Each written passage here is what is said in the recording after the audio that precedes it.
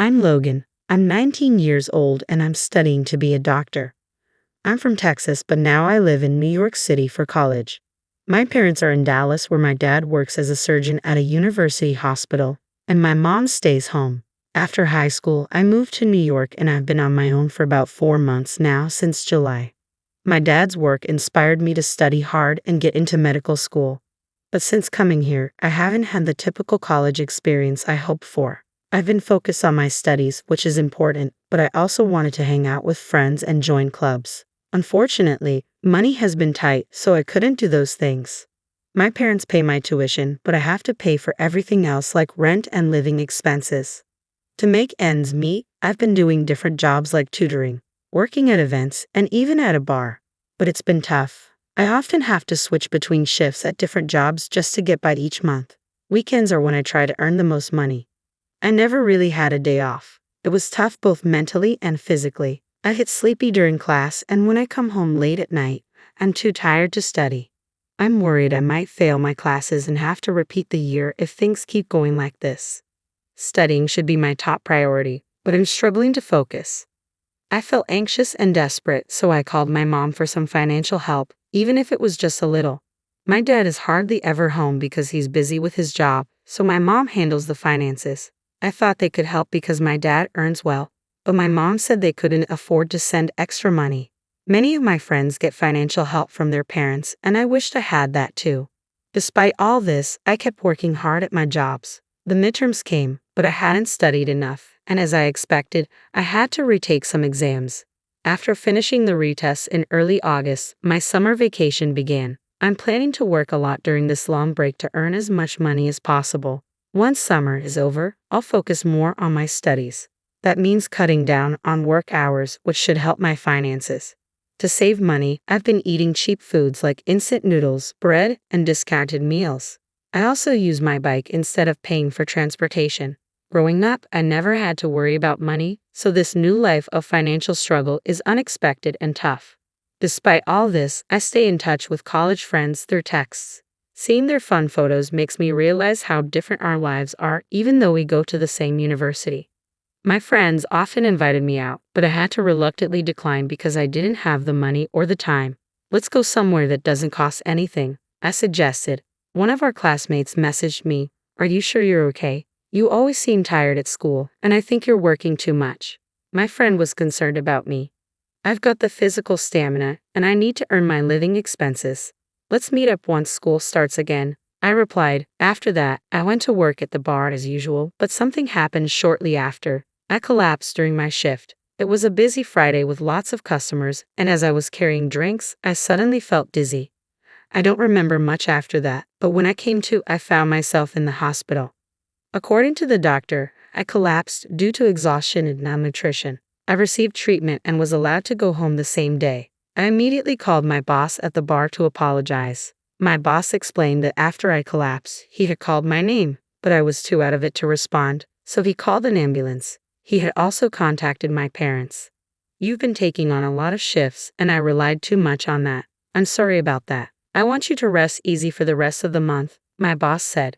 This meant a cut in my income. As I rode the subway home from the hospital, I wondered if I should take on more tutoring jobs. I found myself at a loss. I was supposed to work at the bar the next day, but that suddenly turned into a day off. I decided to quietly stay in bed today. While checking my phone, I noticed a message from my friend that I had missed while I was unconscious. I replied and explained why my response was delayed. Upon learning about my situation, my friend decided to come over. He bought groceries at the supermarket and made spaghetti for me. While eating the meal he had kindly prepared, our conversation turned to the topic of living expenses for someone living alone. When I mentioned that I wasn't receiving any financial support from home, my friend was surprised. "That's why you've been working so hard. Your dad's a doctor. You should be getting some support." "No," I explained. "I asked Mom, and she said they're barely managing with just my tuition." "But you're an only child, right? Maybe if you ask, they could send a little support," my friend suggested. My mom said even a small amount of support was out of the question. "No way, that doesn't make sense. I hate to say this, but maybe your dad is sick and can't work," my friend speculated. Thinking it over, I said, "My dad is a doctor and used to drive a luxury car. Our house is in an upscale neighborhood, and I went to private schools my whole life. So why would mom suddenly say they have no money? Suddenly worried, I immediately messaged my mom. Are you both okay? She replied after a while. We're fine, but I couldn't relax, thinking maybe they were just saying that to keep me from worrying. Since I had planned to go home for the holidays, I decided to talk to my parents about this. After thanking my friend, he said, I'll be waiting for some souvenirs. I felt grateful to have such a friend.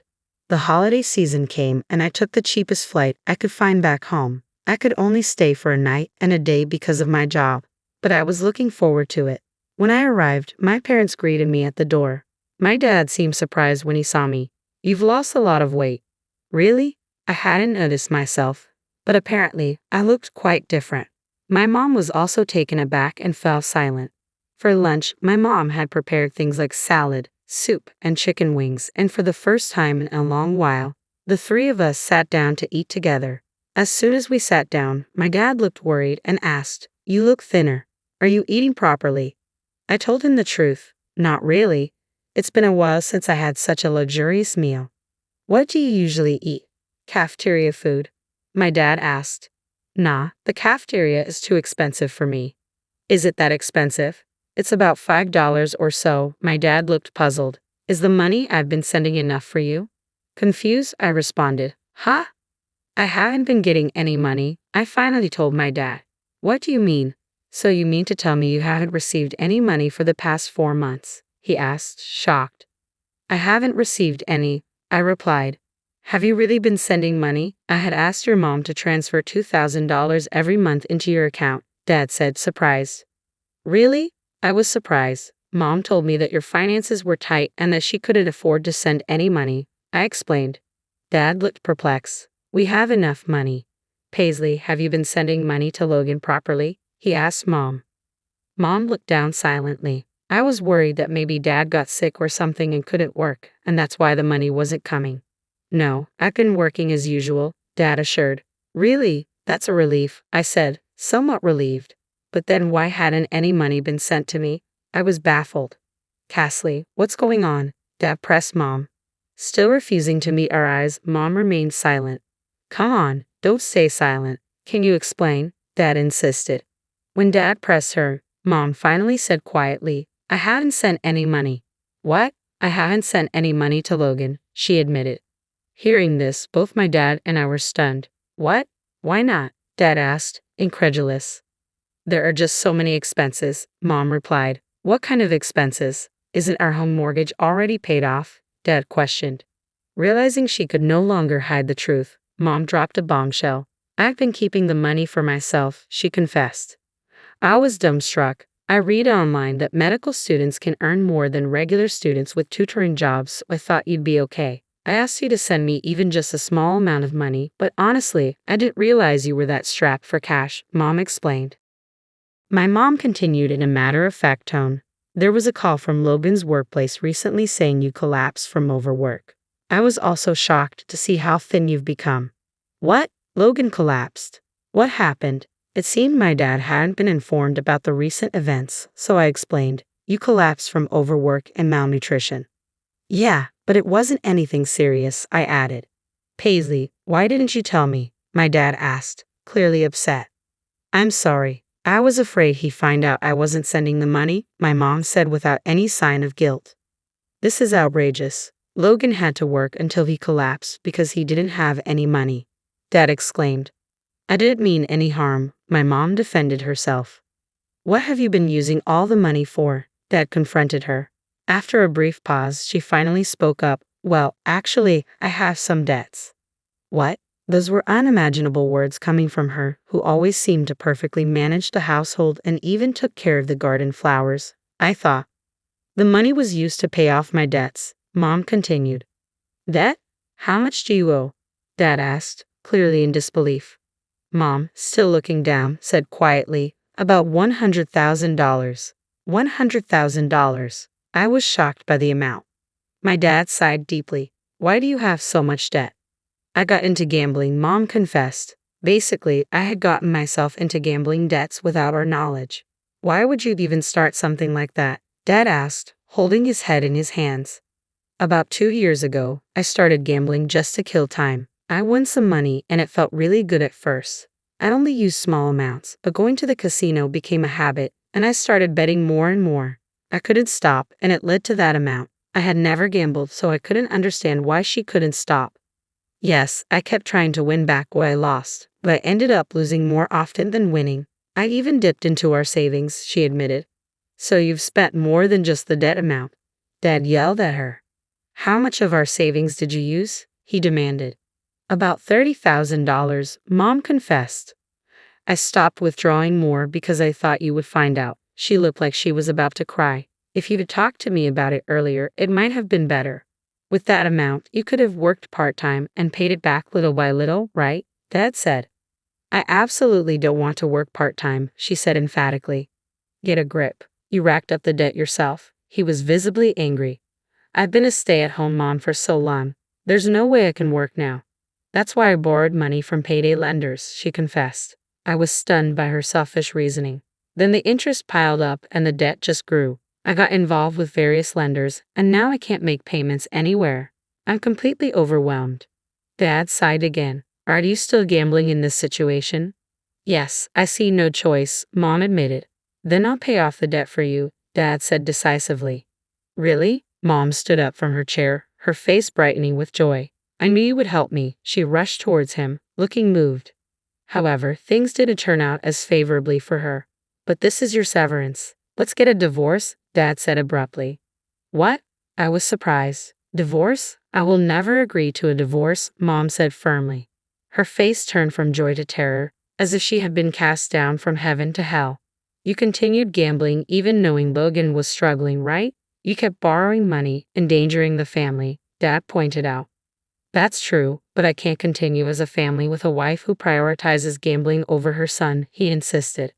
No way, she finally burst into tears. I'll never gamble again. Please forgive me, she pleaded. But he seemed resolute. Your gambling is likely an addiction. You'll need to see a psychiatrist and undergo long-term treatment. It's not uncommon for people to relapse into gambling during treatment. I'm not addicted. I can stop anytime, she protested. No, if this continues, we could all end up destitute. I have to separate, not just for my sake, but to stop burdening Logan any further. I'll stop from tomorrow, she insisted, but she did not seem to grasp the severity of her inability to stop gambling. I was deeply anxious about the amount of debt and my mom's pathological gambling behavior. In exchange for paying your severance, there will be no division of assets, my dad stated. What? I can't agree to those terms. If you don't pay back the debt, they might seize your account. She fell silent. I never imagined coming home after a long time would lead to this situation. I was just unsettled by my parents fighting. No, Dad, don't you think we can hold off on deciding about divorce? Maybe take some time to cool off and think it over, I suggested. I'm sorry, Logan, but that's not possible, he said calmly. I thought he might have decided on divorce in a fit of despair, but that doesn't seem to be the case. Lunch ended in a heavy atmosphere, and I went to my room.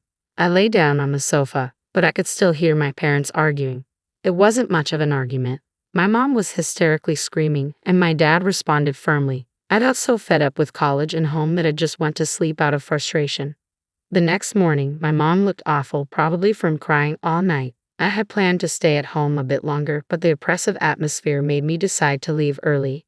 My dad drove me to the airport. Logan, I'm sorry for all the trouble I've caused, he apologized to me. No, it's not your fault, Dad. I'm grateful for the chance to attend medical school, I reassured him. I'll start transferring an allowance directly to your account from now on, so don't worry, he said. Yeah, thanks, Dad. It really helps, I replied. I know things are tough, but take care, he said as he dropped me off. I flew back to New York. The rest of the summer vacation was busy with work, passing by in a flash. Still, I was constantly worried about my parents. A few months later, I heard that my mom finally agreed to the divorce. My dad's steadfastness broke her resistance. As previously discussed, my dad took on her debts, and in return, there was no asset division in their divorce agreement.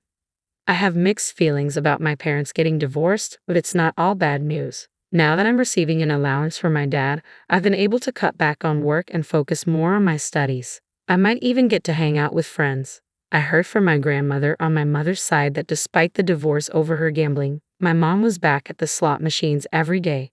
She quickly racked up more debt.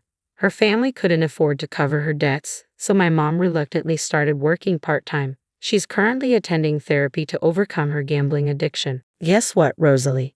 My family's coming over, and you're in charge of hosting them at this fancy restaurant.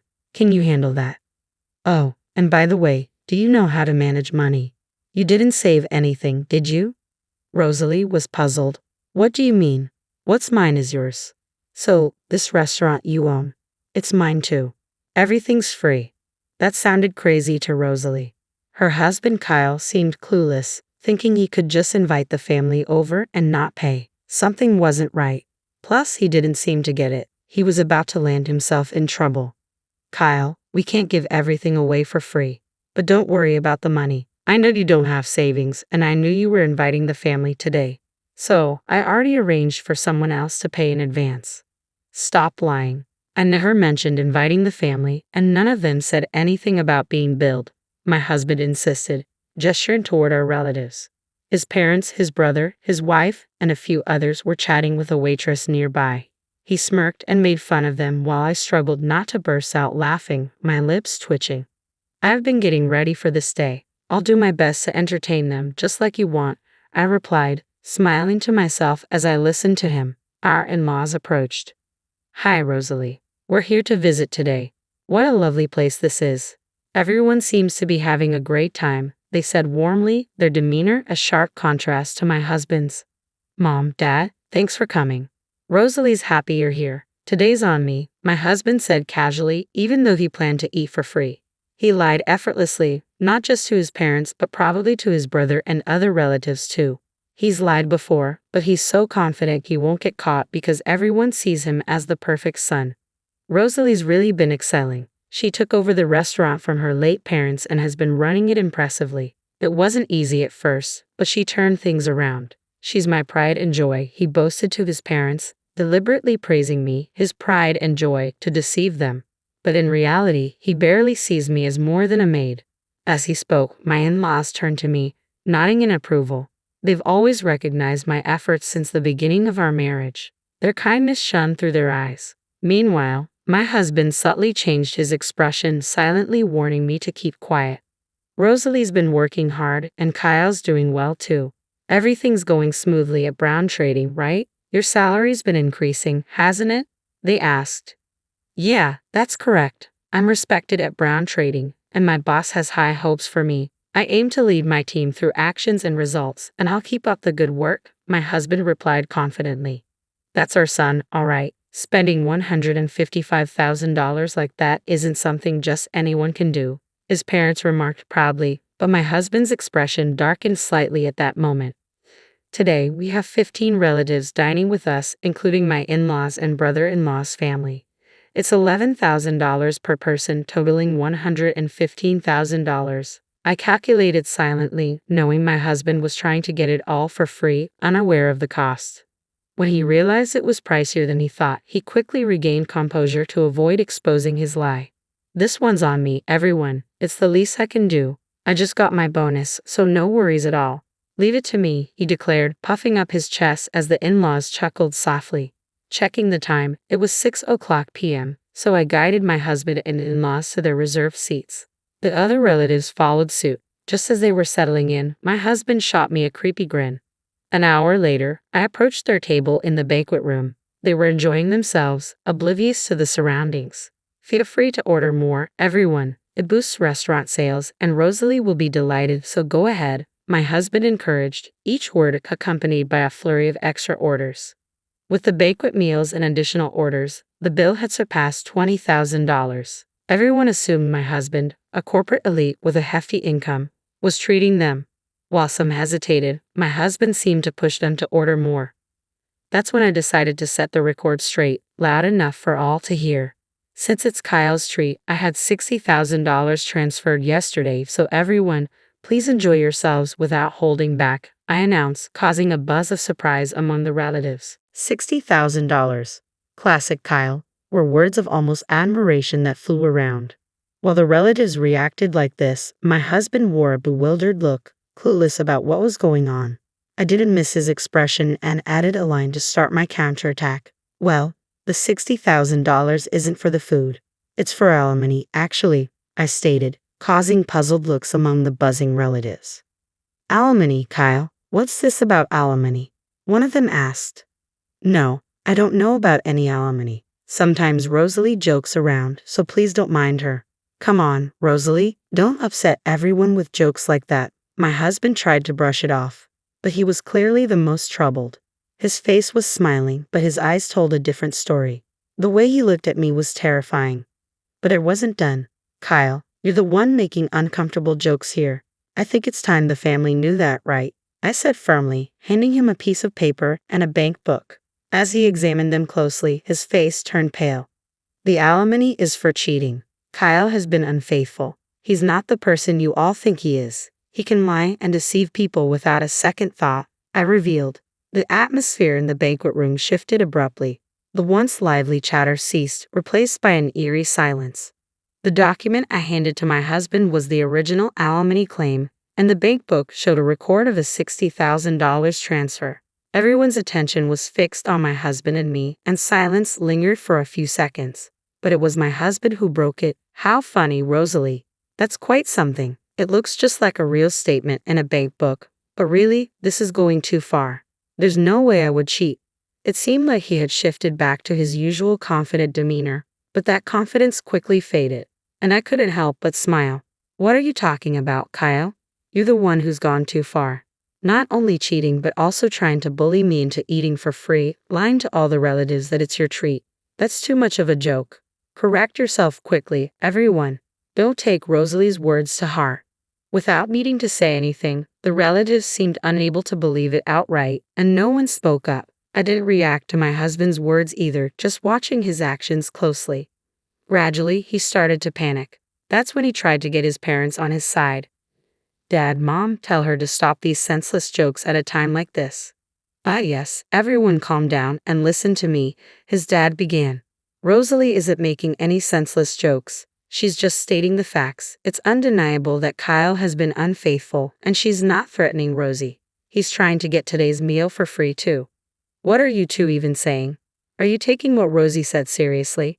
That's not funny at all, my husband protested, but his parents seemed convinced.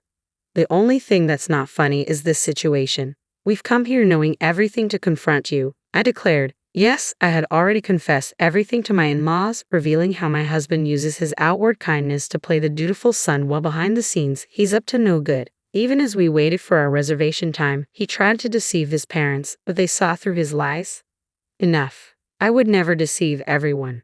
You're ruining the good mood we had, Rosalie. What are you going to do about this?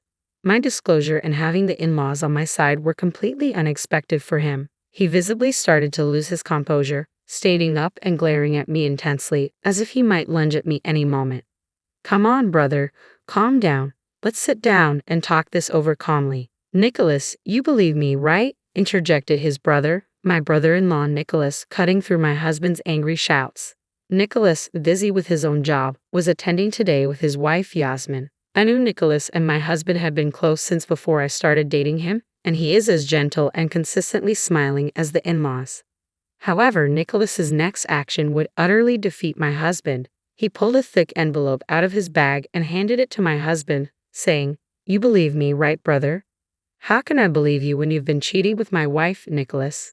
You what? My husband's accusation hung heavy in the air as Nicholas handed over the envelope. Inside was a report on the infidelity investigation. It turns out my husband had been cheating with Nicholas's wife, Yasmin. Just before my father-in-law had said, We've come here knowing everything, and by we, he meant the brother-in-law's family too. And it turns out, I learned about my husband's infidelity thanks to Nicholas. Hesitantly, my husband checked the contents of the envelope, turning pale as a ghost. Inside were numerous photos of him cheating with Yasmin, pictures of them dining at a fancy restaurant, looking into each other's eyes. There were photos of them being cozy in a car and others of them embracing and kissing in front of a hotel. There's no way he could just say they were just going out. It was indeed a decisive moment, a hellish scene. Is this a joke? Unbelievable, Kyle did this, were the whispers I heard.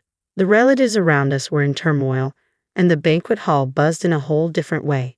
For my husband, it couldn't have gotten any worse. He was completely flustered now. No, wait. This investigation report is fake.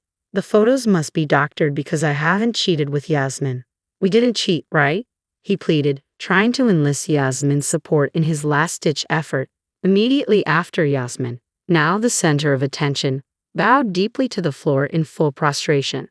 Everyone, I am terribly sorry. I have had an affair with Kyle. Yasmin's confession stunned the room. My husband in particular was visibly shaken. He hadn't anticipated Yasmin fully admitting to the affair. He had been insisting the alimony bill and the bank book were fake, only thinking of himself and taking me for granted. He couldn't have imagined this. Yasmin's earnest apology captivated not only my husband but also the rest of the banquet hall. But it wasn't just my husband who was affected. All the relatives were stunned by Yasmin's admission. As her forehead remained on the floor, she slowly began to speak. It really was just a fling. Nicholas is a wonderful husband, but, well, it lacked excitement, you might say.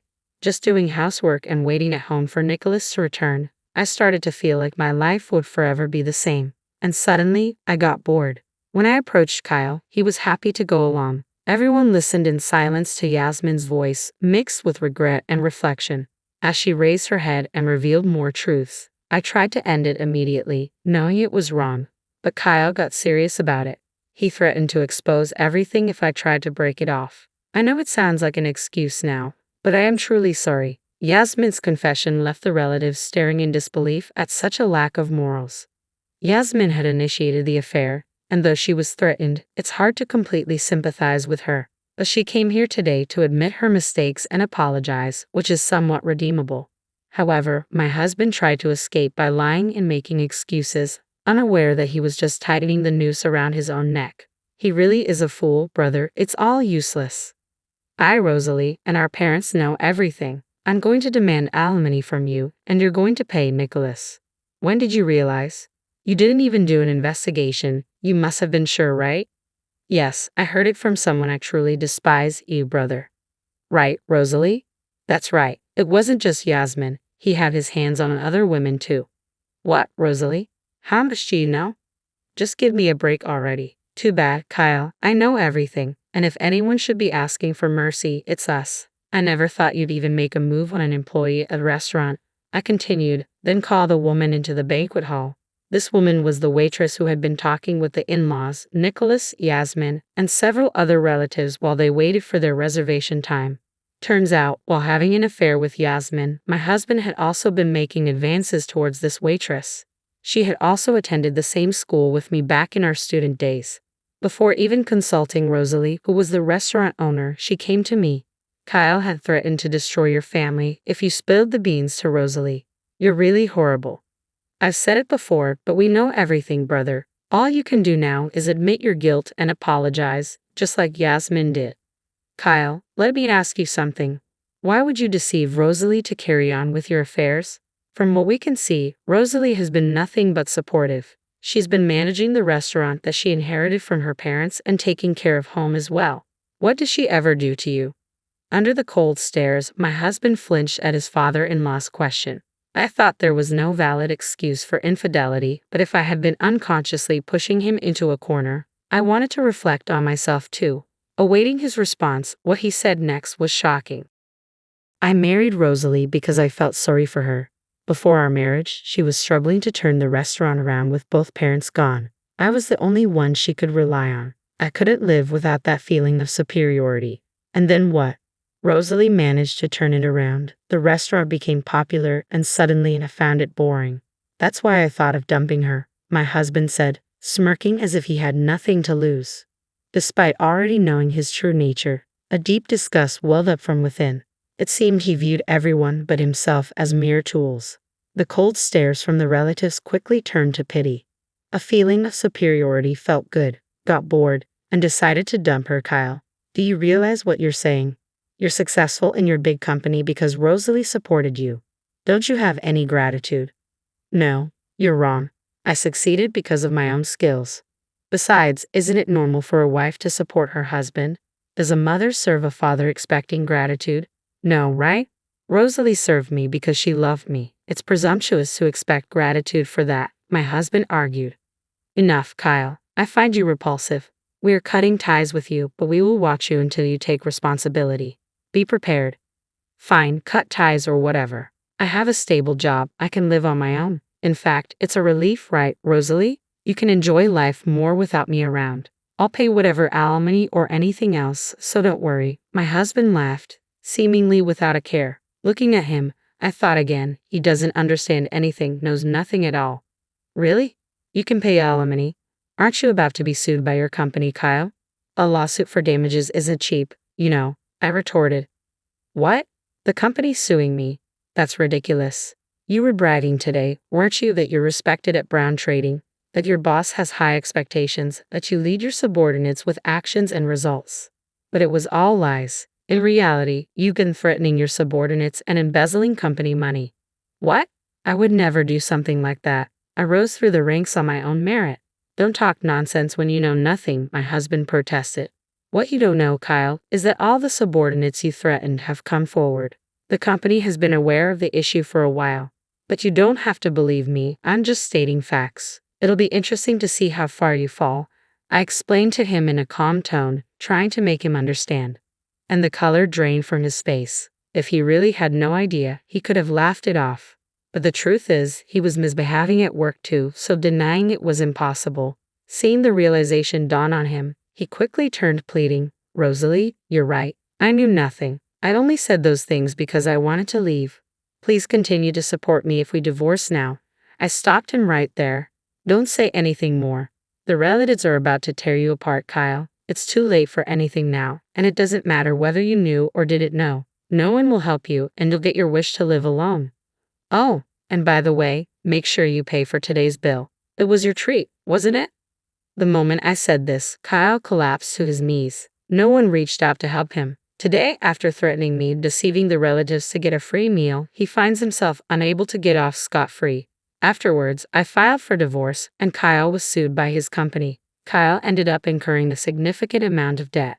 The reason Kyle had no savings despite dealing with Brown Trading was that he was footing the bill for entertainment expenses with the employees.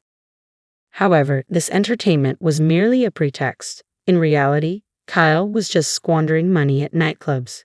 Given that Kyle, who had a high-paying job, had no savings, it's clear he had been recklessly spending his money. This was entirely Kyle's own doing, so he should have dealt with it himself. But instead, he asked for help from his in-laws and Nicholas's family. Of course, no one was willing to help. Kyle had defiantly claimed he could live on his own and even laughed off being disowned. So it's no surprise, yet Kyle continued his futile attempts and kept sending messages to my smartphone incessantly. I was wrong. I shouldn't have cheated. I regret it. Please help me. The messages clearly showed he was desperate, but it felt like just another act, given his history of deceit and manipulation. It's hard to believe him still. I have not blocked Kyle's contact. I've left it unblocked so that I can receive his messages. I want to see what becomes of a person who has only thought of himself and demeaned others around him. It's uncertain what will happen to Kyle now that he has hit rock bottom. One thing I do know is that unless Kyle truly repents and changes himself, he will not be able to climb out of this pit. That much I am sure of. Rosalie, I am truly sorry for what my brother has done. It's irreparable. Nicholas apologized to me after divorcing Yasmin.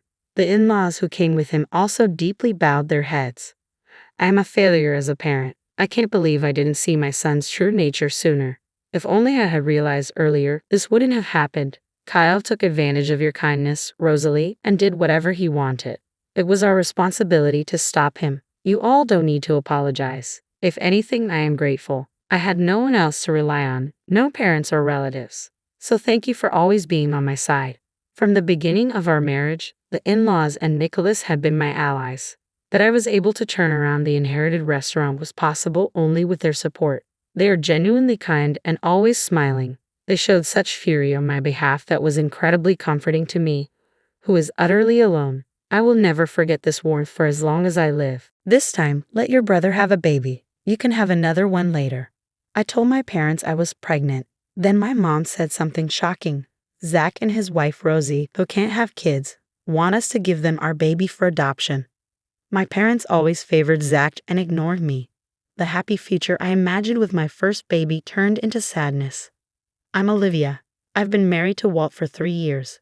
We're happy and thinking about having a baby soon. But I haven't been close to my family because of issues with my parents and brother Zach. In our family house, my parents, Zach, and his wife Rosie all live together. Zach has been praised since he was little, excelling in school and landing a job at a big company, which he'll probably take over from Dad. Our parents have always adored him. I, on the other hand, didn't stand out academically and wasn't as good looking, so I never felt that close to our parents. I often felt left out and lonely because Zach got so much attention. Mom especially favored him, always by his side and hardly ever paying attention to me. When she did talk to me, it was usually criticism. Zach followed Mom's lead and didn't treat me well either, so we never really got along. I felt like I didn't belong at home and became more and more isolated. Because of that, right after finishing high school, I moved out. My parents didn't seem bothered when I told them I was leaving. If anything, they seemed happy about it. After leaving, I found a job, and 3 years later, I married Walt, who was in the same class as me. I wanted to start my own family and find peace away from my parents' influence. I only go back home for Thanksgiving and Christmas. I don't really want to, but my parents insist. They care a lot about appearances, and it wouldn't look good if their daughter never visited. So I put up with it and visit twice a year. I reluctantly went back this Thanksgiving, but my mother was as distant as ever. "You and your husband are still not that impressive," she said, dampening the festive atmosphere. She started being sarcastic right away. She only called us back to say such things. If she's going to be like this, she shouldn't even bother calling, I thought, trying to ignore her sarcasm. But she kept going. "We're worried about you. You two live so modestly. We always think you'll come asking for money. My family is pretty wealthy, but since I left, I've never asked for financial help. Walt and I manage fine on our own earnings. We even send them proper birthday gifts." "We would never do that," I quickly replied to her unfounded accusation. Then she said, "But you two are still earning modestly, right?" and turned to look at Walt next to me. "Walt, you're still at that detective agency, right? How long do you plan to stick with that questionable job? Aren't you embarrassed?" Indeed, Walt works as a detective, something she always mocks. She sees detective work as sketchy and inferior to regular jobs. As Walt tried to explain his job to her, Zach jumped in. "Mom, there's no point in even listening to that. Detective work is shady, something nobody respectable does. It's a job for people beneath us. The pay must be peanuts compared to mine," showing off his superiority. Zach shared her disdain for detective work, a sentiment we've heard since we got married. Walt stayed quiet, but I felt upset that his job was being dismissed outright. Walt has always been my support, understanding what my family is like since our college days. That's why he always joins me when we visit my parents, not wanting to leave me alone. Even though he knows it won't be pleasant, I still feel guilty about it. Like many visits before, this one ended on a sour note. Around that time, we decided to live modestly together, unaffected by my family's opinions. Something amazing happened in our 3rd year of marriage. I found out I was pregnant. I was thrilled to be expecting our first child. Knowing how my parents always put me down, I felt like I had to share the news with them, so I went to our family home to tell them. It had been a while since I visited outside of Thanksgiving and Christmas, and my parents, Zach, and his wife Rosie were all there, but their reaction to my announcement caught me off guard. When my mother heard the news, she suddenly got loud. "How could you say that in front of Zach?" Her response was unexpected. I wasn't expecting congratulations, but this was different. I was confused by her mentioning Zach, and when I looked puzzled, she dropped a bombshell. "Zach and Rosie can't have kids. How could you be so insensitive?"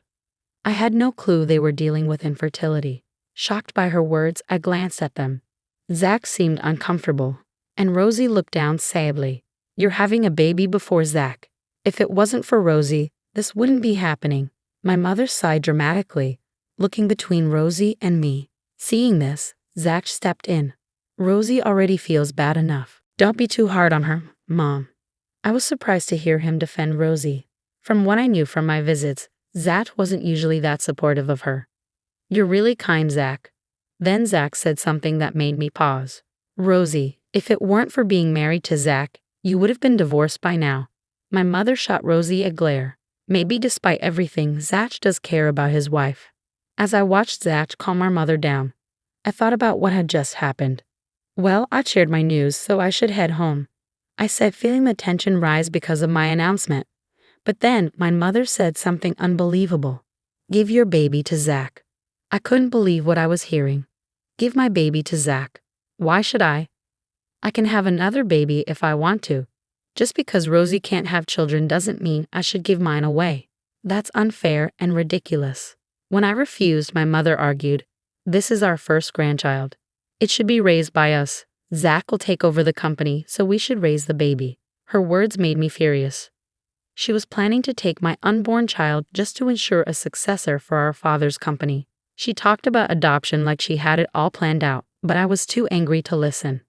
I was already irritated, and then Zach said something shocking.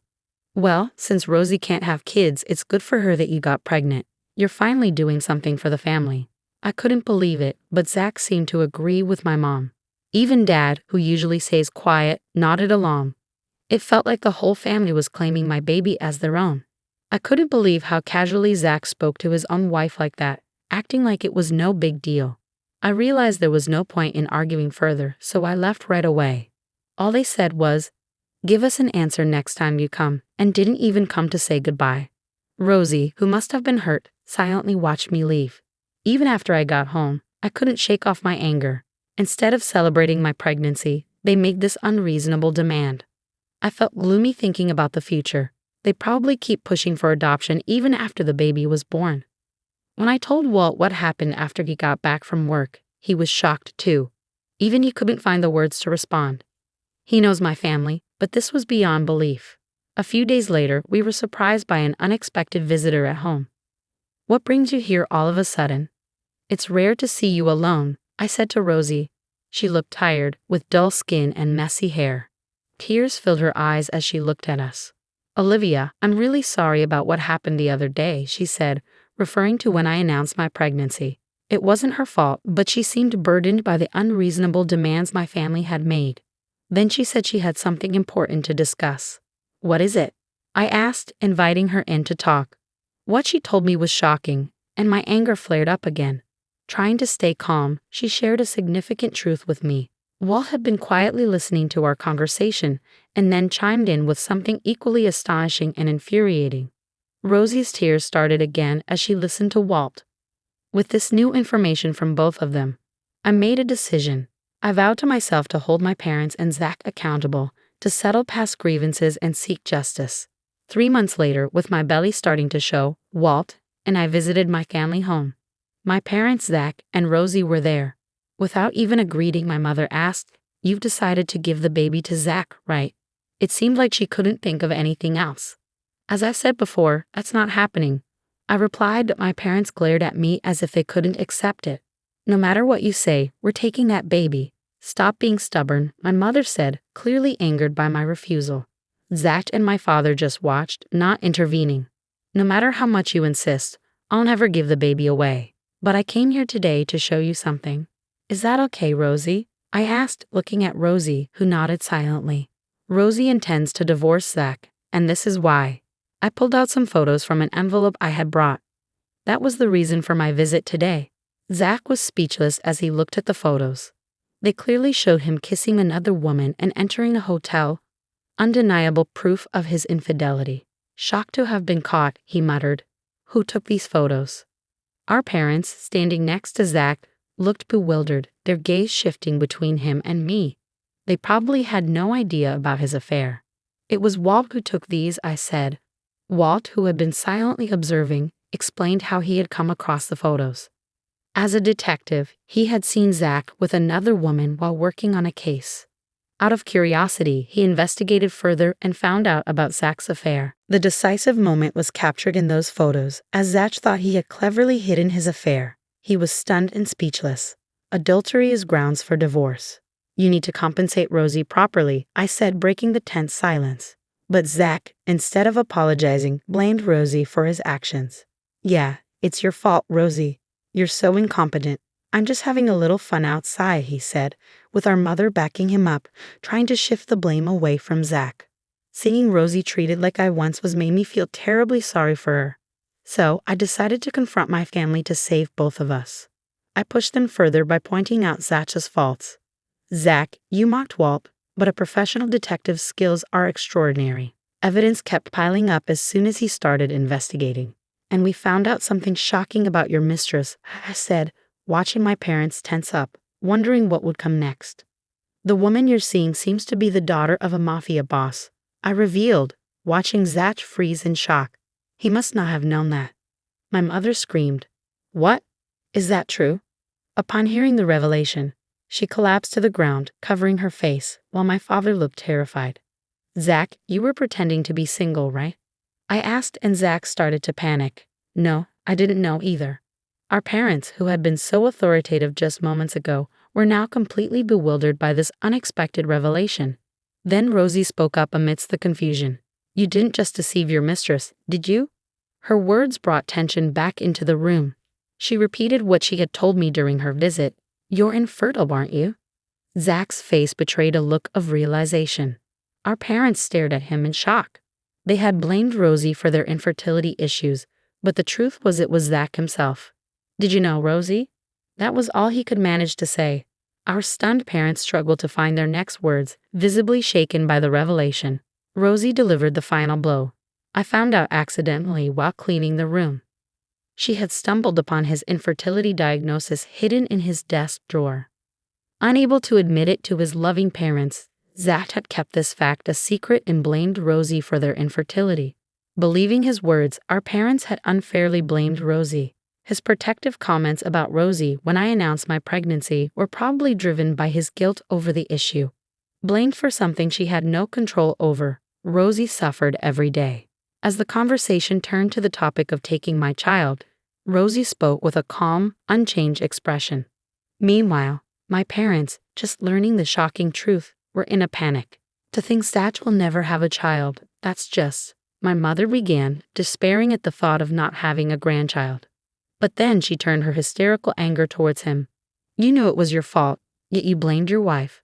Did you cheat because you knew you were infertile? How come my son stooped so low? Oh dear, why did this happen? She vented her frustration at him. Finally, Zach spoke, offering a pitiful explanation. I was shocked to find out I was infertile. I felt guilty for not giving you a grandchild. When I found out Olivia was pregnant with a boy, it just seemed convenient. His words filled me with contempt. Pushing aside my anger, I delivered the final blow to the three of them. Your selfish actions hurt Rosie and me. And Zach, you had an affair with such a dangerous person.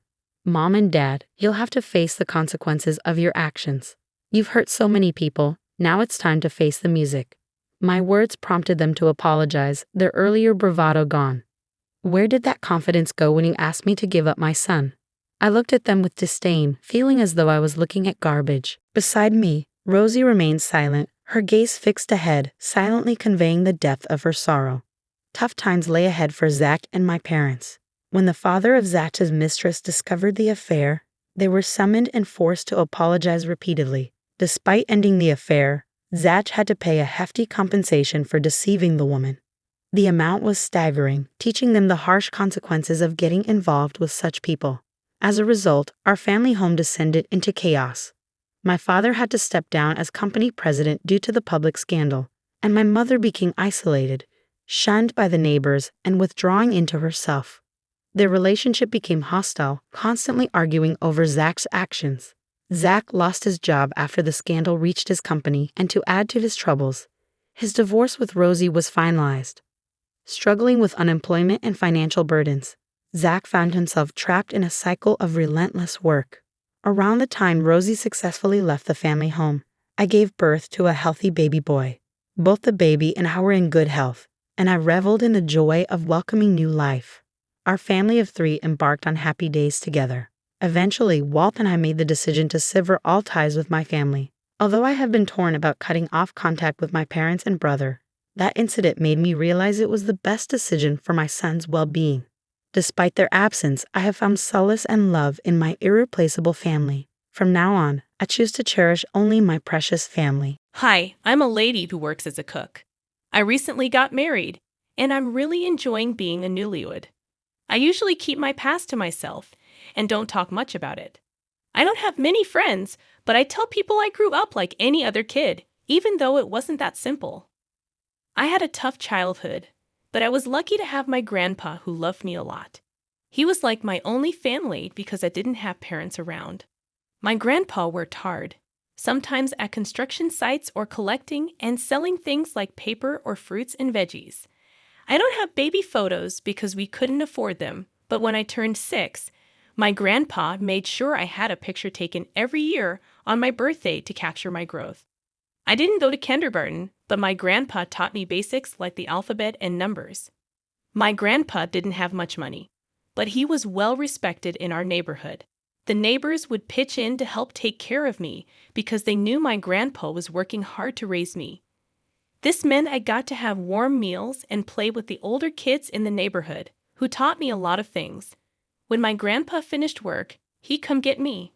Our house was small and old, with just one bedroom, a kitchen, and a bathroom. It could get pretty uncomfortable in the extremes of weather, but we managed okay. In the summer, my grandpa fixed up an old fan he found, and in the winter, he washed and reused old blankets to keep me warm. He did everything he could to take care of me, even though we didn't have much.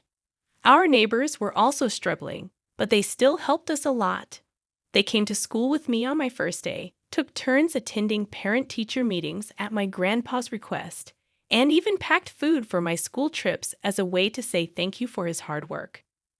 My grandpa was a handyman who could fix just about anything around the house. In our friendly neighborhood, people helped each other out with their skills, but gossip still circulated. Some folks couldn't help but wonder why my grandpa was raising me alone in such tough circumstances. He never really talked about my parents when I was growing up. Whenever I asked, he'd just say they had passed away soon after I was born and were now in heaven. When I was younger, I thought they had died from some serious illness like cancer.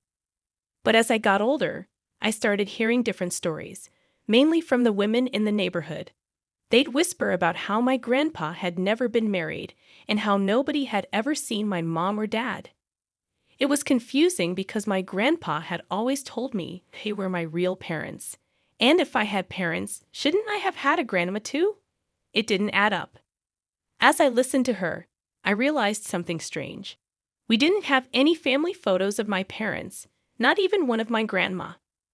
Our photo album only contained pictures that my grandpa insisted we take every year, along with some snapshots our neighbors had taken of us.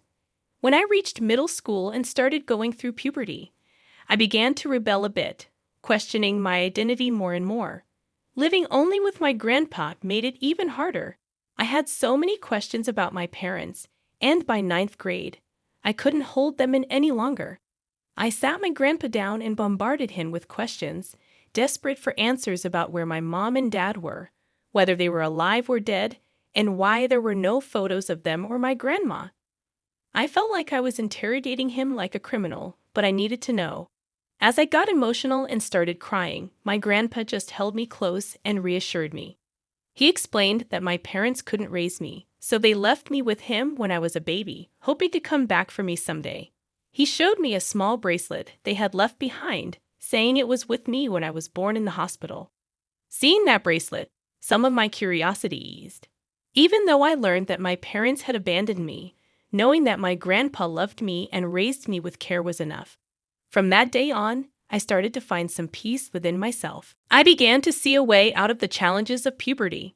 College wasn't an option for me due to our financial situation, and I didn't want to add to my grandpa's burdens, so I made up my mind about my career before even starting high school.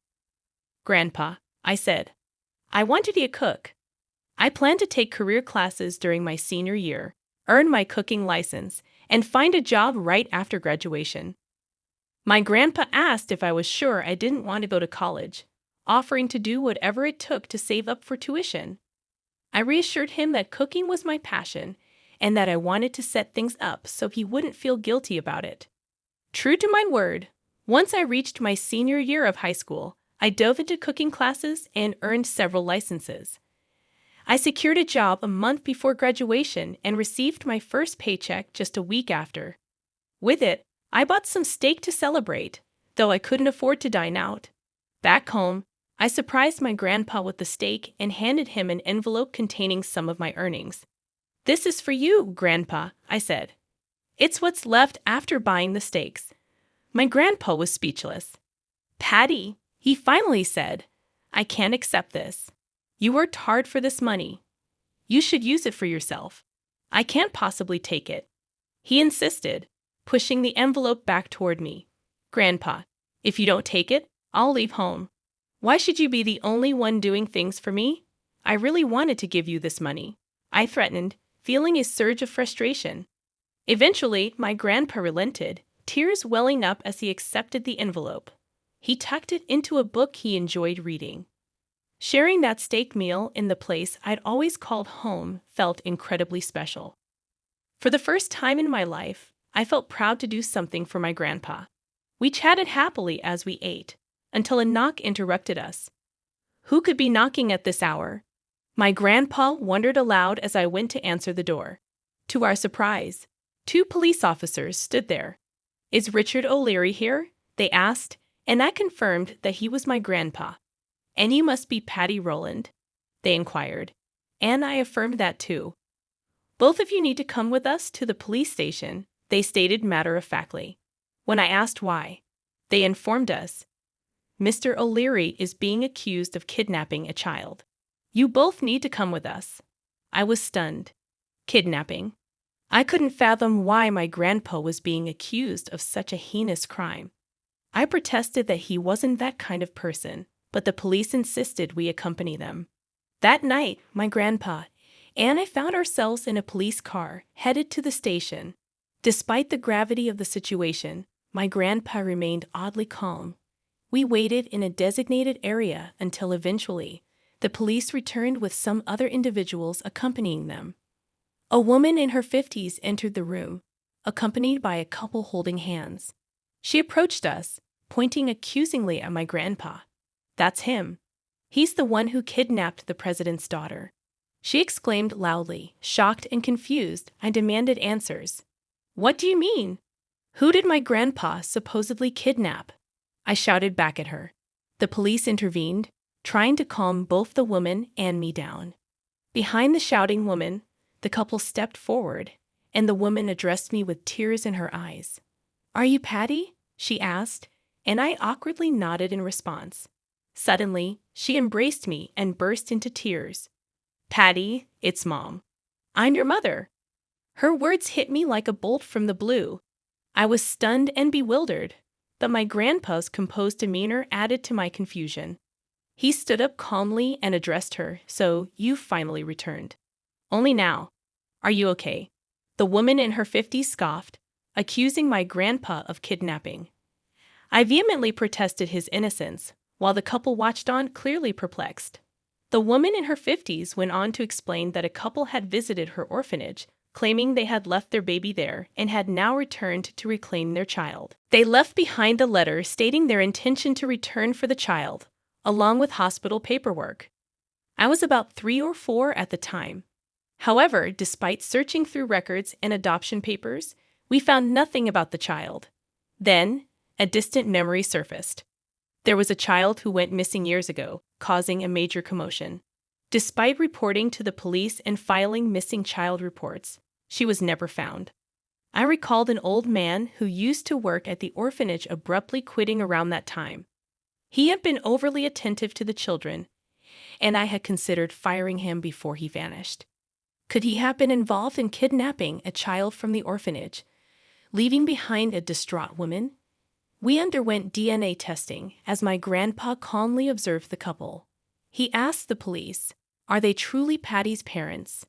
The police insisted we wait for the results. Then, my grandpa pleaded with the officers, offering to stay in jail if necessary, but asking for the chance to tell his side of the story. Grasping the officer's hands, he began to speak. The police acknowledged his right to defend himself. Grandpa agreed to share his story once the DNA confirmed the couple's parentage.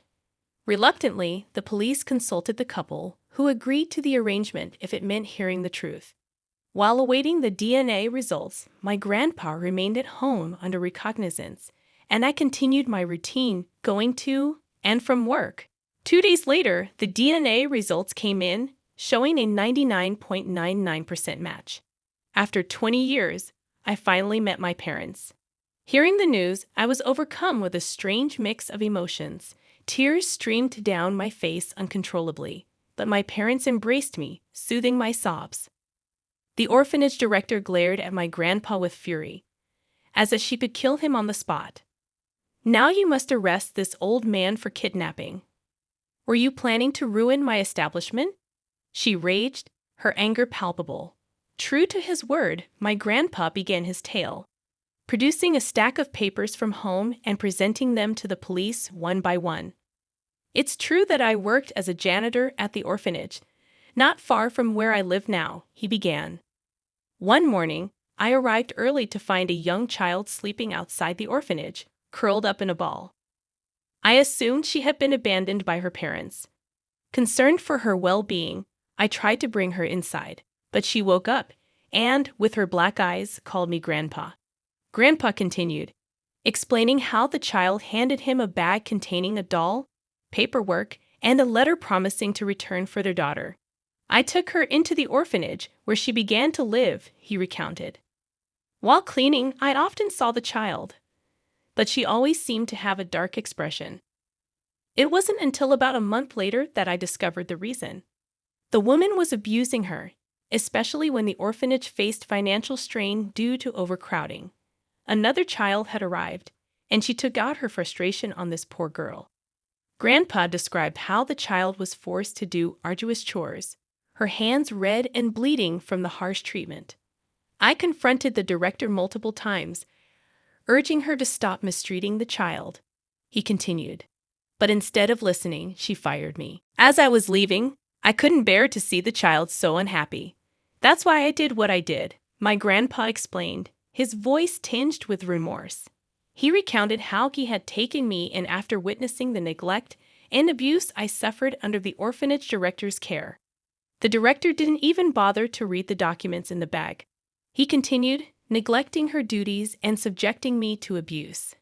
That's why I took Patty in, to protect her and raise her as my own granddaughter." After his revelation, the police and I were left in a state of uncertainty. The orphanage director, however, remained defiant, accusing my grandpa of fabricating stories to tarnish her reputation. "I'll sue you for slander," she threatened, her voice dripping with venom. The police pressed my grandpa for evidence to support his claims.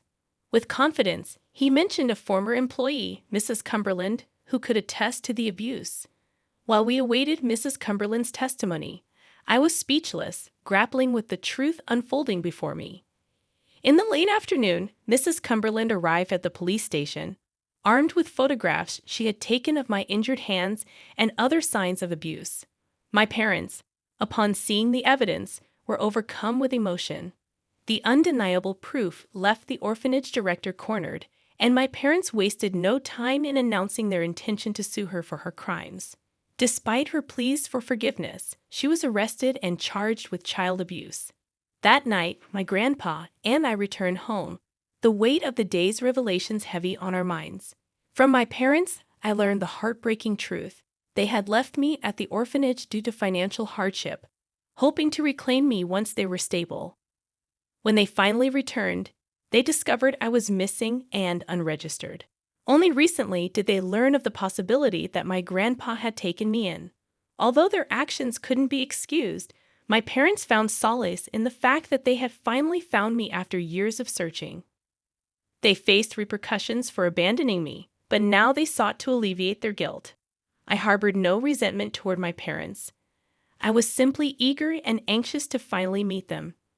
Nor did I hold any blame toward my grandpa, who had saved me and showered me with love and care during my time with him. His unwavering support was the reason I couldn't hate my parents.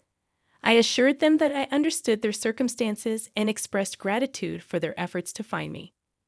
As my mom hugged me, tears streaming down her face, she knelt before my grandpa. "Without him, I wouldn't have had such a wonderful upbringing," she acknowledged.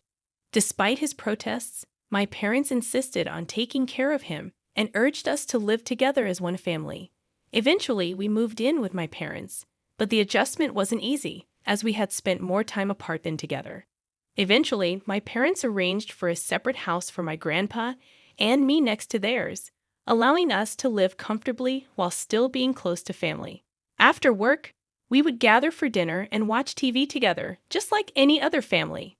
After I got married, my parents invited my grandpa to live with us, and we seamlessly merged into one big family. Meanwhile, my parents pursued legal action against the orphanage director, adamant that they couldn't forgive her. During the proceedings, I met my husband, who was working as a prosecutor on the case. He admired my grandpa's selflessness in raising a child who wasn't his own for nearly 2 decades. It made me reflect on whether I could have done the same in his shoes. I hold my grandpa in the highest regard and wish him a long and healthy life. Thank you all for listening to my story. Your support and comments mean a lot to me. Wishing you all a day filled with happiness and good fortune. My name is Emily, and I'm 32 years old, a stay-at-home mom. My husband Benjamin, 34, works a regular office job. We have a beautiful little girl named Mia, and after 8 years of marriage, our 6-year-old daughter has both of us wrapped around her finger. I also have an older sister, Lily, who just turned 35. She recently got divorced due to personality clashes and is now a single mom to her son Logan, who is 4 years old. One day, we had planned a trip to the zoo with just the 4 of us. Unfortunately, I caught a cold and had to stay in bed. Benjamin decided to take the day off from work and still take Mia and Logan to the zoo. It ended up being just him and Lily alone, despite them being in-laws. Little did I know, that day would mark a change. Fast forward to another day.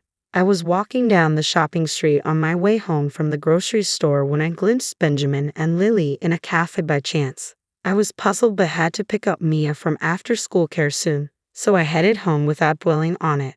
That night, when Benjamin got home, he casually mentioned they ran into each other and sought shelter from the rain in the cafe. I believed him. However, from then on, he started coming home late more often, asking for more pocket money, and going out on his days off. When Lily visited, their relationship seemed more intimate than before, leaving me with a string of suspicions. Despite this, I trusted him. Benjamin still adored Mia, and we seemed to have a good relationship. Little did I know, I was the only one who thought everything was fine. Then, an incident occurred that shattered my illusion. One day, as usual, Lily came over to our house. A friend invited me on a trip. Would you mind taking care of Logan for about a week? It's in the Bahamas, she asked persistently. Initially hesitant, I understood Lily had it tough since her divorce. Despite my reservations, I reluctantly agreed. As Lily's departure approached, Benjamin announced he would be out of town for a few days on a business trip. Surprisingly, it was the same day as Lily's trip to the Bahamas. Was this merely a coincidence? Was it my imagination that Benjamin seemed secretive and overly attached to his phone? Was it my sister's tough times clouding my judgment? The morning of Lily's trip, she arrived with Logan. I noticed immediately that something was wrong. Logan's hand was hot, his body feverish. Lily confirmed he'd had a fever since yesterday. We can't delay. We need to get him to a hospital quickly, I insisted. But then Lily dropped a bombshell. I'll leave Logan to you. Shocked, I protested. You can't possibly leave a sick child behind. I have no choice. We've planned this trip for a while. Please take good care of him, she said, brushing off my concerns. Despite my pleas, she left, leaving me to care for Logan, whose health took precedence over everything else. I couldn't believe it. Logan was suffering with a high fever, and yet his condition worsened from the stress of moving around. I quickly tucked him into bed and placed a cold, damp towel on his forehead. While preparing an ice pillow in the freezer, my husband woke up. Honey, it seems like Logan has a fever, he remarked. Really? My sister's awful. She left Logan like this to go on a trip. I replied, frustration evident in my voice. It can't be helped. They've had this trip planned for a long time, and it's too late to cancel now. You too, dear. Poor Logan. If you're so concerned, then you should take care of him. Honey, can you do something about your business trip? If Logan has a contagious disease, he might pass it on to Mia. I'll take care of Logan, and I need you to take care of Mia, I suggested, hoping my husband would prioritize our daughter over his work. But my hope was dashed. What? That's impossible. If you're worried, why not leave her with your parents? That won't work. Our parents are busy with their jobs, and your parents live too far away to drop her off at this hour. Then it can't be helped. Logan will be fine if we let him rest. Don't worry, he said dismissively. Please don't be so casual about this. What do you want me to do? I can't change my plans. Oh, it's time. I have to go now. Bye. With that, he hurriedly left. Left alone, I immediately called my parents. They couldn't take time off from their sudden work commitments, but they agreed to leave work early and pick up Mia as soon as possible. I felt relieved when my mom assured me they were on their way. Until my mom arrives, I'll have to keep Maya locked in her room. I feel sorry for her, but it can't be helped, I thought to myself. Meanwhile, Logan's condition seemed to be worsening. He started coughing in addition to the fever. In the afternoon, my mom, who had left work early, arrived. I handed Mia over to her and headed straight to the pediatric clinic with Logan. In the car, the motion seemed to make Logan uncomfortable, which was hard to see. The doctor said it was just a common cold and prescribed a fever reducer. He asked us to observe Logan and call an ambulance if his fever went up or if he seemed delirious. I'm sorry, Mom, for leaving Maya with you. I apologize. Don't worry about it. More importantly, I'm concerned about Logan, my mom reassured me. After hanging up with my mom, I decided to call my husband's office. I needed to find out where he was staying on his business trip, just in case. The reply I received was, I should be on paid vacation. I sighed, lifting my voice towards the heavens as if making a plea. A dreaded suspicion was beginning to solidify. Opening my husband's laptop, I had never looked through it before, but a quick scan of his browsing history revealed his destination, the Bahamas. Both flight tickets and hotel bookings were arranged by him. I recognized the hotel's name. It was the same place my sister had mentioned. My sister and husband in the Bahamas at the same time, staying in the same hotel. Such a coincidence seemed next to impossible. The mere fact that my husband was in the Bahamas, taking paid leave while claiming to be on a business trip, was alarming. Curious, I looked at my smartphone, checking my sister's social media posts. There were no new posts, but looking at her recent ones, although not clearly visible, I could tell she was frequently with someone. The glimpses of clothing I could catch were all too familiar.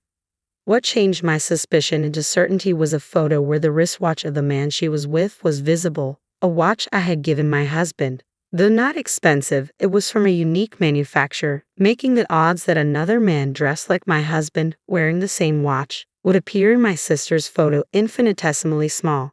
And then I found the conclusive piece of evidence, a photo titled Window Shopping, with my sister's reflection on the glass. On the edge of that photo, another person's reflection was undeniably my husband. My blissfully ignorant sister must have posted the picture without noticing her husband's reflection in the glass. My hands trembling, I saved all the pictures. There was no mistake about it. My sister and husband were having an affair. Right now, they were together. I felt everything I had built up with my husband crumbling down all at once. I tried calling them numerous times, but soon a voicemail message started playing. It seemed they had turned off their phones. Logan's fever still hadn't broken. Seeing his distressed face, anger started to rise within me. Despite our young child's suffering, despite being in such a difficult situation right now, my sister and husband were probably laughing, enjoying their vacation in the Bahamas. Could there be a worse story? I was trembling with anger, wondering what to do, but that could wait. First, I needed Logan to recover. However, Logan's fever showed no signs of abating. In fact, it seemed to be increasing. I was shocked when I took his temperature. 42 degrees Fahrenheit. Children tend to run high fevers. He had experienced 40 degrees before, but never this high. Why isn't the fever reducer working? Logan was completely drained. It looked painful for him to even move. What should I do? I fought hard to suppress the panic that was threatening to overtake me. I need to call an ambulance, I decided, clutching my smartphone tightly. Mama, Logan murmured in a small voice, his face contorted in pain. He called for his aunt. Unforgivable. I will never forgive them, I thought as my vision seemed to turn red with anger. Logan's condition took a sudden turn for the worse. A week had passed since then. Contrary to my feelings of sorrow, today was a clear day. Staring blankly at the vast blue sky, tears began to spill over. I had lost count of how many times I had cried, yet the tears wouldn't stop. I could feel Maya's hands trembling in mine. My daughter was crying too. As I lifted her up, I saw my parents weeping uncontrollably over her small, trembling shoulders, along with everyone else in attendance. Suddenly, my smartphone vibrated. I put my head down and saw my sister's name on the screen. Hello. Hi, Emily. Long time no see. I just got back from the Bahamas. I've just landed at the airport. I'm off to pick up Logan. Thanks for looking after him, my sister said cheerfully. It felt like a phone call from another world. He's gone to heaven, I muttered to myself. What? My sister on the other end of the phone didn't seem to understand what I had said. Huh? Heaven? What are you talking about? I don't understand. That's what I'm saying. He went to heaven while you were on your trip to the Bahamas. Huh? I don't understand what you're saying. You'll understand when you get here, I replied, my voice heavy with grief. The funeral is over and we're at the crematorium. Huh? Crematorium? My sister sounded confused. When I tried to explain the location of the crematorium, she abruptly hung up the phone. Logan, Logan. My sister just got out of the taxi and dramatically changed her expression as she started running. She called his name and looked around, but Logan was nowhere to be found. Where is he? He's not here. Of course he's not. What do you mean? I slowly pointed in one direction towards the crematorium. The crematorium doesn't emit smoke like it used to, but it's true. He's being cremated right now, I whispered. Logan? That day, the day you dropped off Logan. His fever shot up to 42 degrees Fahrenheit all at once.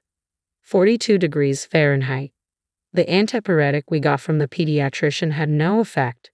His condition worsened rapidly. We had to call an ambulance in a panic. So that means Logan is. I don't want to answer that. We're in the middle of a funeral, I said, spreading my arms wide, pointing at the crematorium. Hey, what does this mean? What happened to Logan? Why are you here? Someone shouted in place of my speechless sister. It was my husband. Unbelievably, he had come here with my sister. What does that matter right now? What about Logan? Of course it matters. Not losing to my husband's voice, I shouted back, how can you two just abandon your family and go on a secret love trip? Moreover, Logan had a fever, and even when I said I needed help, you ignored me and went on your trip. Are you out of your mind? Who? What are you talking about? I already know. When I asked your company, they said you had taken paid leave. I checked your computer and found a booking for a trip to the Bahamas. You were on the same flight, if not the same hotel, as my sister. You think you can just claim it's coincidence? I must have had a terrifying look on my face. My husband lost his words under my intimidating stare. Tell me, Emily, did he die? Do you have the luxury to ask such a question now? What do you think we're doing here? Why do you think I'm in a simple, modest dress, standing at a crematorium? Don't you get it? No, no, no, no. My sister's scream dominated the scene as she broke down crying. I looked down at her with cold eyes. You have no right to cry. You abandoned your son to go on a secret trip with my husband. You're the worst kind of person. I was lonely. I was so lonely all by myself, so I just what? Reached out to your sister's husband? What do you mean? I've done nothing wrong. It's not my fault. The real villain here is my ex-husband who refused to take our son. And it's not just him, it's also the fault of our parents who never helped me with the child. And Emily too, my sister, never taking responsibility.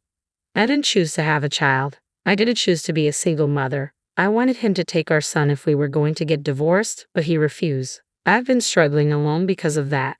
But I didn't. I couldn't. Logan? Logan. Lily's voice broke as she said his name. It was her lover. My husband comforted her as she collapsed into tears. It seemed they were no longer interested in hiding their affair. Don't blame everyone else for your problems. Our parents and I have helped as much as we could. You can't justify leaving a sick child to go on a tryst. Not realizing how rotten you are, you're the worst. Hey Emily, isn't that a bit harsh? Lily just lost Logan. She's in shock. Shut up, accomplice. I'm divorcing you, so be ready to pay what you owe. What? What does that have to do with anything? It has everything to do with it. My husband and I argued while my sister cried. It was a chaotic situation. Our parents approached my tear-streaked sister, started blaming them. To add, Mom, why didn't you take care of Logan properly? Why did you let Logan? Suddenly, there was a loud slap. Enough with your nonsense. It was my father who slapped my sister's face. Don't blame others when you were the one who abandoned your child. But, And having an affair with your sister's husband, you shameless woman. I'm ashamed to have raised you like this.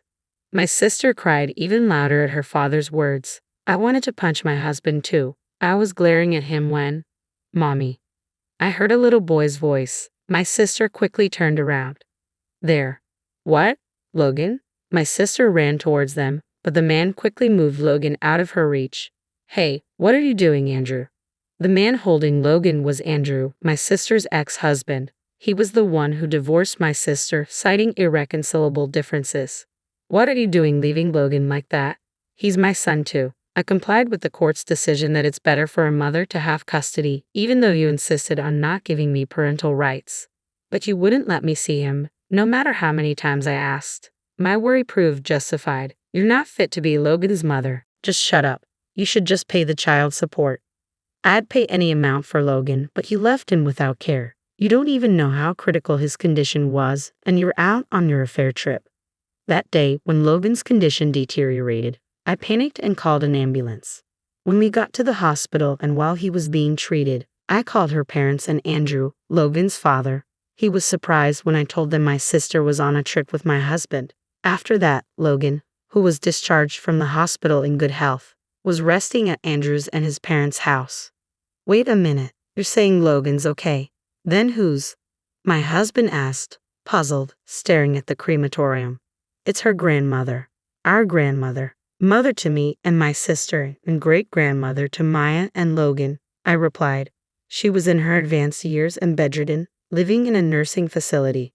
She passed away recently from old age. Despite being bedridden, our grandma was quite lucid and doted on her great-grandchildren, Maya and Logan. Whenever we visited her at the nursing home, she would light up with joy. Her sudden departure left us, my parents and Maya, in deep sorrow, unable to do anything but grieve. Logan, who had been ill, couldn't attend the funeral. However, since he'd called my sister to the crematorium, Andrew was there. His fever had subsided, and he looked well. You tricked us. No one said Logan had died. My sister accused us with her eyes, but it was we who had the right to accuse. I didn't hear about Grandma's death either, she snapped back. I tried calling both of you several times to tell you about Grandma's passing, but the line was always busy. Considering how kind she was to you, it's unfathomable that you're this late. Enough. You're all making fools of us. Logan, let's go home. You don't want to stay with such a man. You want to be with Mom, right? Andrew, give Logan back right now. Will you ever stop? The one who scolded my sister, who was bearing down on Andrew, was her father. Do you still think you can keep Logan with you after all of this? What you've done could have gotten you in legal trouble for child abandonment. You've proven to be an unfit mother. Never think you'll be allowed near Logan again. Logan will be raised by Andrew. Dad, how could you? We've decided to fully support Andrew and hire a lawyer. You are no longer our daughter. We're cutting ties with you. Mom. My sister's face went pale at her parents' harsh words. I stood in front of her with a firm stance. I'm divorcing my husband, so why don't the two of you stick together? You seem fine leaving your children behind to go on an overseas trip.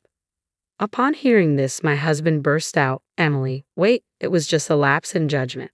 Lily and I were just fooling around. The ones who matter to me are you and Mia. Then my sister also started shouting, what do you mean fooling around? You told me you no longer loved Emily and that I was the only one you loved. Stop the noise. I just love my daughter. Don't mess with me.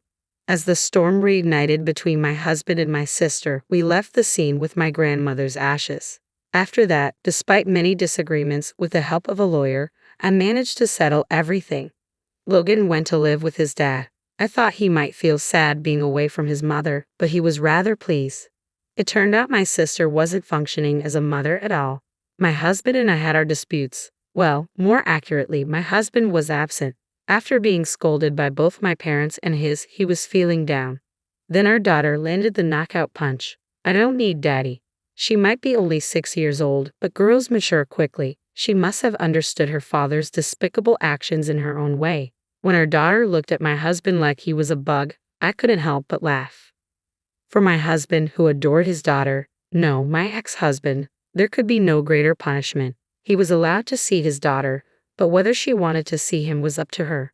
And so, the storm came to an end. Maya and I returned to my parents' home and are living peacefully. My parents are thrilled to live with Mia. She's starting elementary school next year, so we're excited about the preparations. I plan to find a job when she starts school. Logan comes by every now and then with Andrew. He looks totally different. His face is brighter and he's always smiling. Meanwhile, my sister and my ex-husband seem to have ended their relationship quite easily. I guess it was really just a fling for my ex-husband. Perhaps upset about being disliked by his daughter, he dumped my sister without hesitation. However, his despicable affair with his wife's sister became known at his company, which questioned his character. He was relocated to a remote area that will make it even more difficult for him to see his daughter. As for my sister, after being abandoned by everyone, she seemed to live like an empty shell for a while. Then she disappeared. We filed a missing persons report, but I have a feeling we'll never find my sister. That's just the feeling I get. Unlimited access to the spa from now on. How could John keep this a secret? It's just evil, unforgivable. Without my knowledge, my in-laws' place had transformed into a luxury hotel. Now, I can enjoy the spa every day and indulge in delicious meals. But kidding aside, the thought of them using my precious son for their own desires, it's outrageous.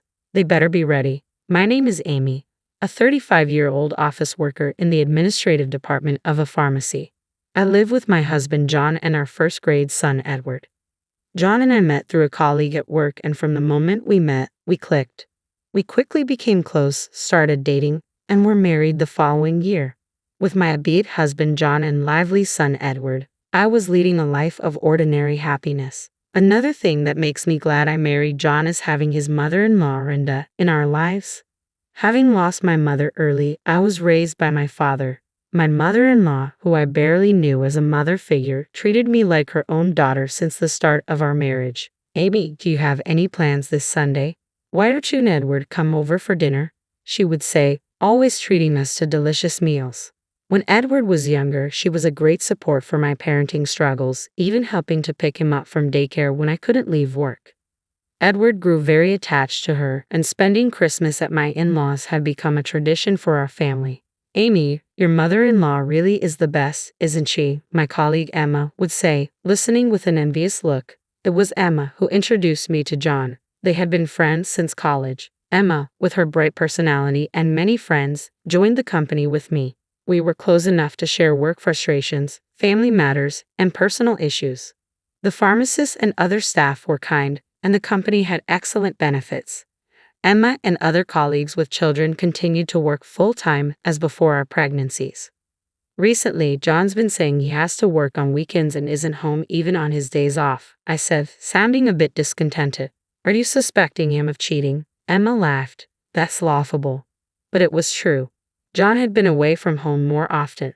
Dad, are you working again today? Edward asked, wanting to play with John. I have to work, sorry, John said apologetically.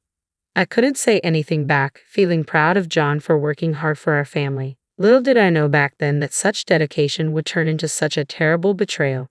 Rock, paper, scissors. Oh, the worst, I sighed.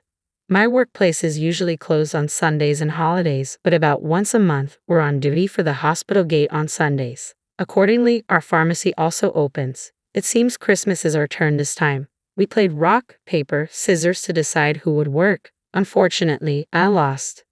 I wanted to spend Christmas at my in-laws, but no choice. I have to do my best, I muttered to myself, only to be chuckled at by the friend sitting next to me. It's not funny. I said to her. She laughed and apologized. Sorry. This woman is also an officer, and we met at the daycare.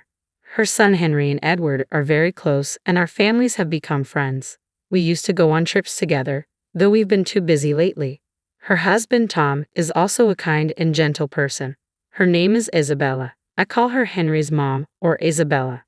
By the way, Isabella, thanks for playing with Edward in the park last Sunday when I had to work. When John had to take care of Edward on weekends, today I played with Henry in the park, Edward told me. When I asked John about it, he said he ran into Henry and his parents at the park by chance and played together. Really? I asked John, but his vague response frustrated me. By the way, mother-in-law called and said she's looking forward to Christmas. I can't make it, but have fun. I can't go because of work, so it looks like Christmas will be without me this year, I told Isabella. Mother-in-law sounded very disappointed when I told her I couldn't come. but maybe I'll put John to work and have him do a thorough house cleaning. It's been a while, she said, sounding quite excited about the idea. Feel free to use him as much as you like, I laughed as I talked with mother-in-law. It was close to Christmas when this happened. I was working a late shift that day and had to do some unexpected overtime. I hurriedly tried to contact John but couldn't reach him. I ended up calling my son's mobile phone. Mom, are you done with work? Edward answered the phone with a cheerful voice, happy to hear from me. Sorry, Edward, Mom is working late. Can you put Dad on the phone? But Edward said John wasn't there. Wondering where they could be, I said, Hello, Amy. It must be tough working so late. John called and said he's going to be late because of work, mother-in-law said. Hello, Amy. It must be tough working so late. John called and said he's going to be late because of work, mother-in-law said. She told me that while she was preparing dinner in her house. John called her, Sorry, Mom. Amy's on a late shift and I should get home early, but I have to work overtime. Please help. After saying that, John hung up and couldn't be reached again. I was furious with John's actions. He hadn't contacted me at all, thinking maybe he wouldn't get caught. I rushed home. John still hadn't returned, and at the dinner table were mother-in-law and Edward, eating. Mother-in-law said she was happy to have dinner alone with her grandson. Even though I apologize, I really respect mother-in-law. John came home late that night. Hey, about work, you promised to take care of things when I have a late shift. Can you at least keep that promise? I said quietly, What can I do? It's work, I muttered to myself. John raised his voice and even suggested that I quit my job or become a part-timer. When John met me, he praised me for working in healthcare, but that John who said such nice things is no longer here. Our current lifestyle is also thanks to my income. Even though I'm an equal partner to John, he's been doing less housework lately and hasn't been taking care of Edward either. And this guy, hey, you're not cheating, are you? I looked at John with cold eyes. There's no way. You're overthinking, Amy. He suddenly changed his tone and put his arm around my shoulder. That said it all. John has always tried to appease me like this when he's lying or feeling guilty. How dare he cheat? He better be prepared. I was glad Edward was asleep. I didn't want to show our son such an ugly fight. From then on, we acted normal in front of Edward, but when it was just the two of us, we hardly talked or even made eye contact. When I told my colleague Emma about what happened, she said, That guy is the worst.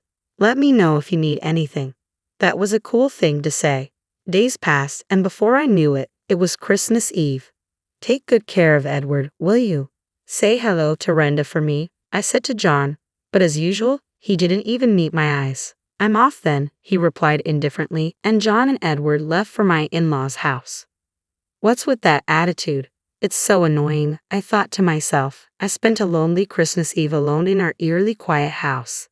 There was no contact from John, but thinking he was having a good time with mother-in-law gave me a little peace of mind. I remembered mother-in-law saying she'd make John clean the house. I wondered if he was being worn out by chores and couldn't help but feel a bit of schadenfreude. Little did I know John was doing something unthinkable at that time. Christmas Day was busy with quite a few patients. Fortunately, I didn't have to work overtime, so I left work and went straight home. I planned to join my in-laws the next afternoon and spend the holiday with mother-in-law. Might as well enjoy some alone time for a change. As I was thinking this, my mobile phone rang. It was mother-in-law. Thinking it was going to be a complaint about John being lazy, I answered.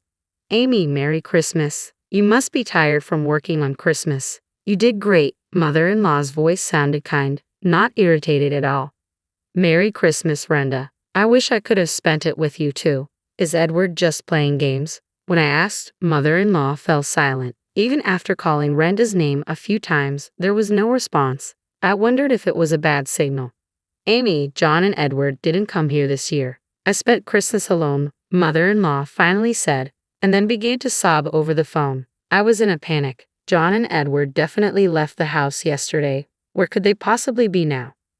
There was a long silence between mother-in-law and me. I'll head over to your place right now, I said. It's about a 40-minute drive to my in-laws. On the way, my mind was filled with thoughts of Edward.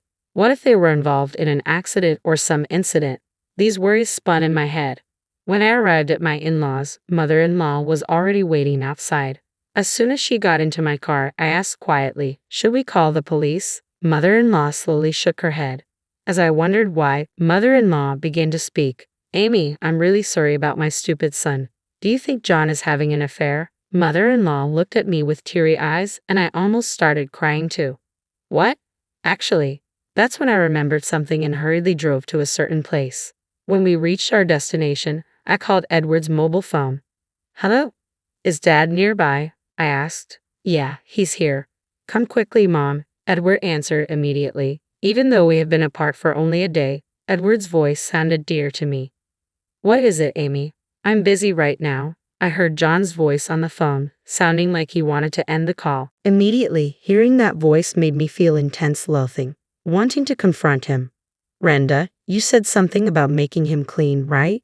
So, are you at your parents' house now? John's response on the phone was calm. Yeah, that's right, Amy. I can't wait to see you. When did he become so adept at lying as easily as breathing? I thought to myself, should I have quit my job? Should I have tried harder at home? But none of that justifies an affair. Oh, so Renda, you started a luxury hotel. Does that mean unlimited spa access? How could John keep this a secret? I won't forgive him, I said in a low tone filled with hatred. On the phone, John seemed quite flustered by my accusation.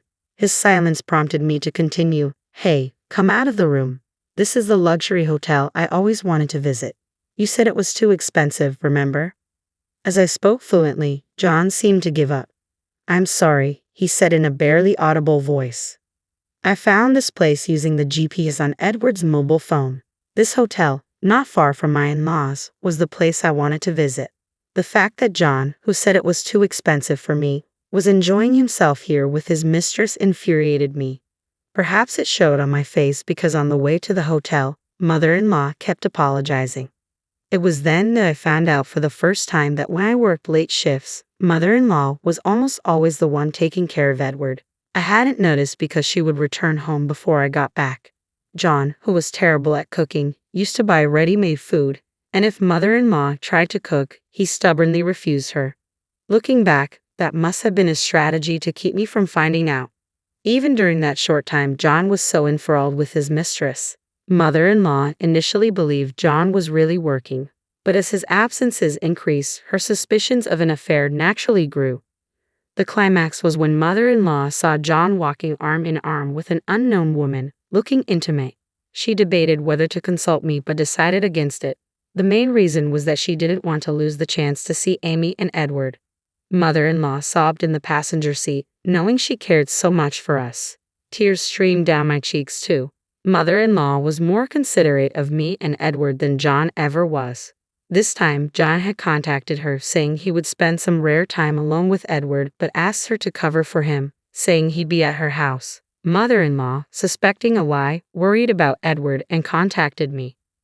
I despised John from the bottom of my heart for involving so many people, I thought bitterly. At the hotel, after explaining the situation, we were made to wait in the lobby. Then, a man and a woman with guilty expressions on their faces emerged, along with Mom. I was getting bored. I played a law with Henry, who was Edward's friend from daycare. Henry looked around and said, "Looks like my dad hasn't arrived yet." He seemed a bit disappointed.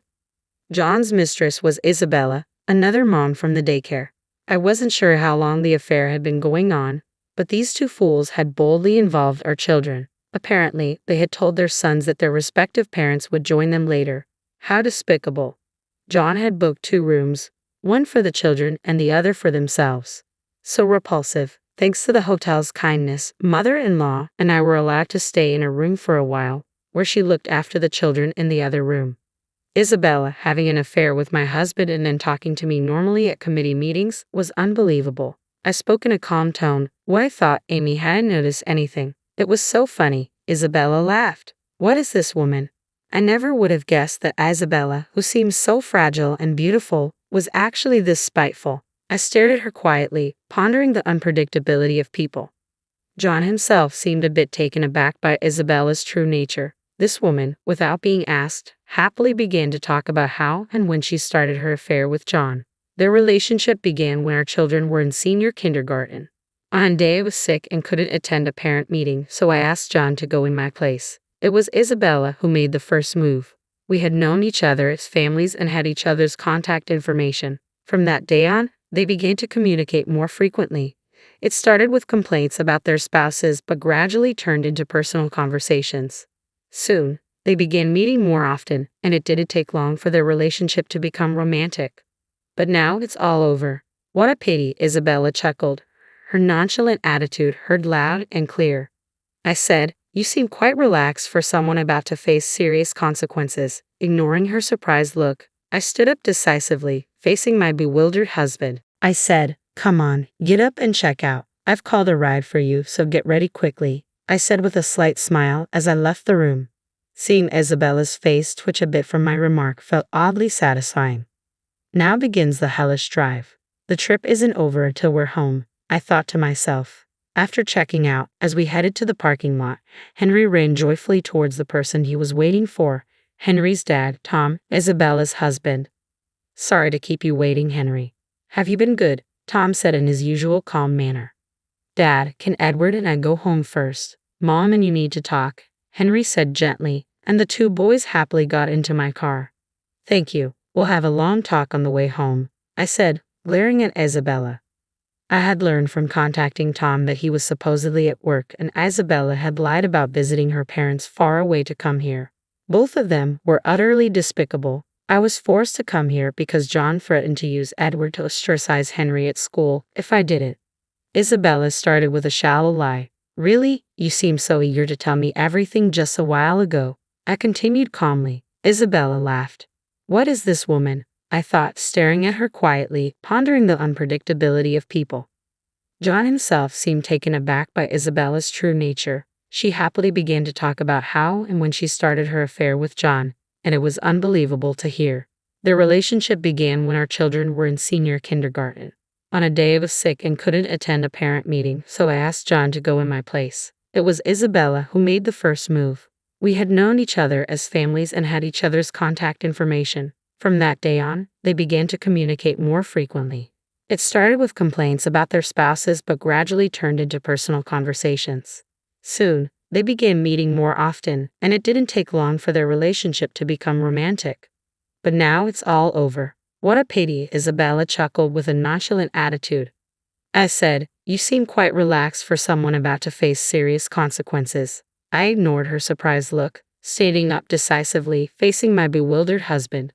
I placed the voice recorder with our earlier conversation in Tom's hand as Isabella desperately tried to grab it. "Don't bother. I have another copy just for myself," I said, smiling as I got into my car. As I drove away, John's pathetic voice called out from behind, "Wait, what am I supposed to do now? Go home alone?" "Oh, but I thought you might feel lonely, so I arranged a ride for you too." I pointed behind John. Behind him stood my colleague Emma and her husband, who was also a friend from college. Apparently, John owed him a big favor and couldn't stand up to him. I glanced over and saw they were already scolding him. Emma gave me a look that said, "Leave it to me." Though my husband was a disappointment, I was lucky to have supportive people around me. As I expected, everyone's ride home was hellish. Isabella desperately denied her relationship with John in the car, but no one believed her with the voice recorder playing.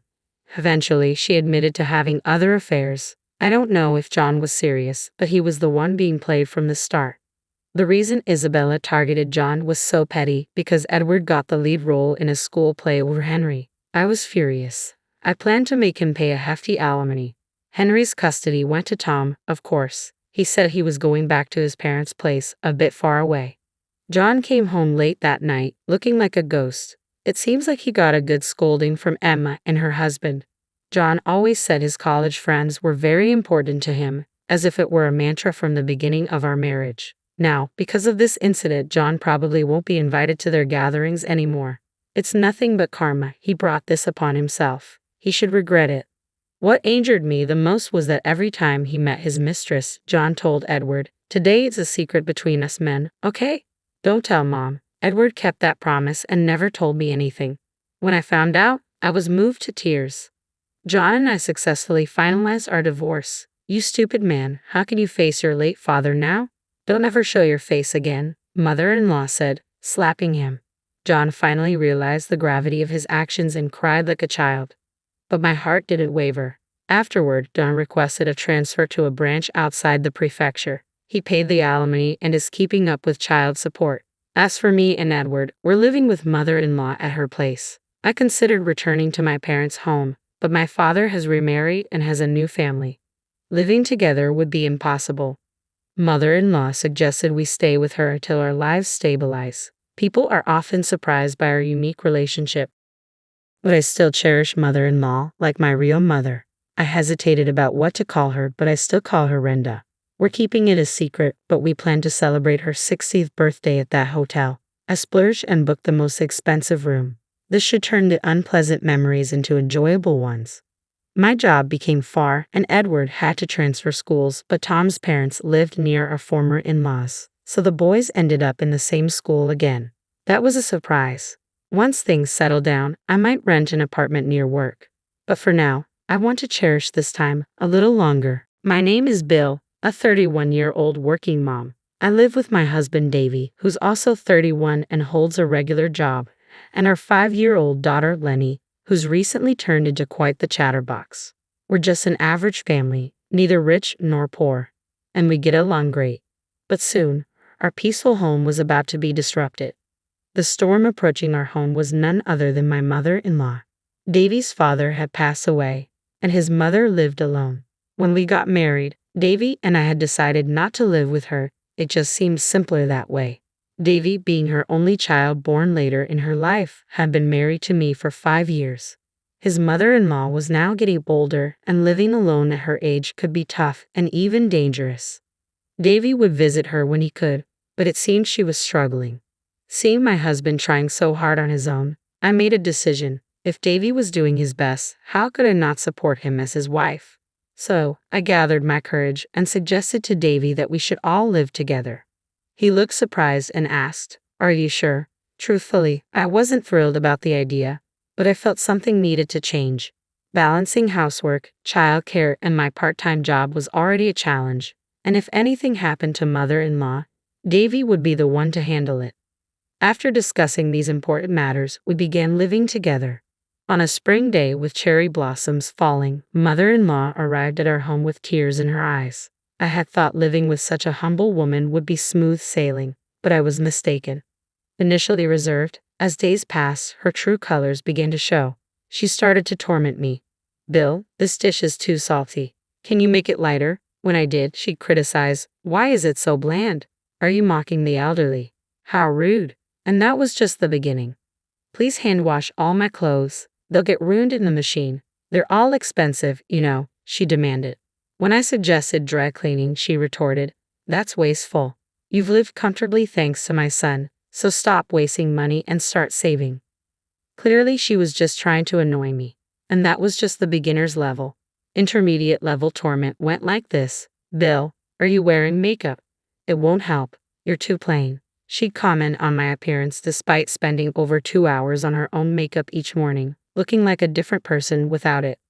I respect her desire to look beautiful, but isn't her foundation a bit too pale? I think to myself. What was worse, she threw away my precious makeup set. Nonchalantly, she said, "Makeup won't help you. It's a waste of money. Live without it. I have the most thoughtful family member. You should be grateful." This relentless torment only occurred when we were alone, always waiting for moments when my husband was away and our daughter was at kindergarten.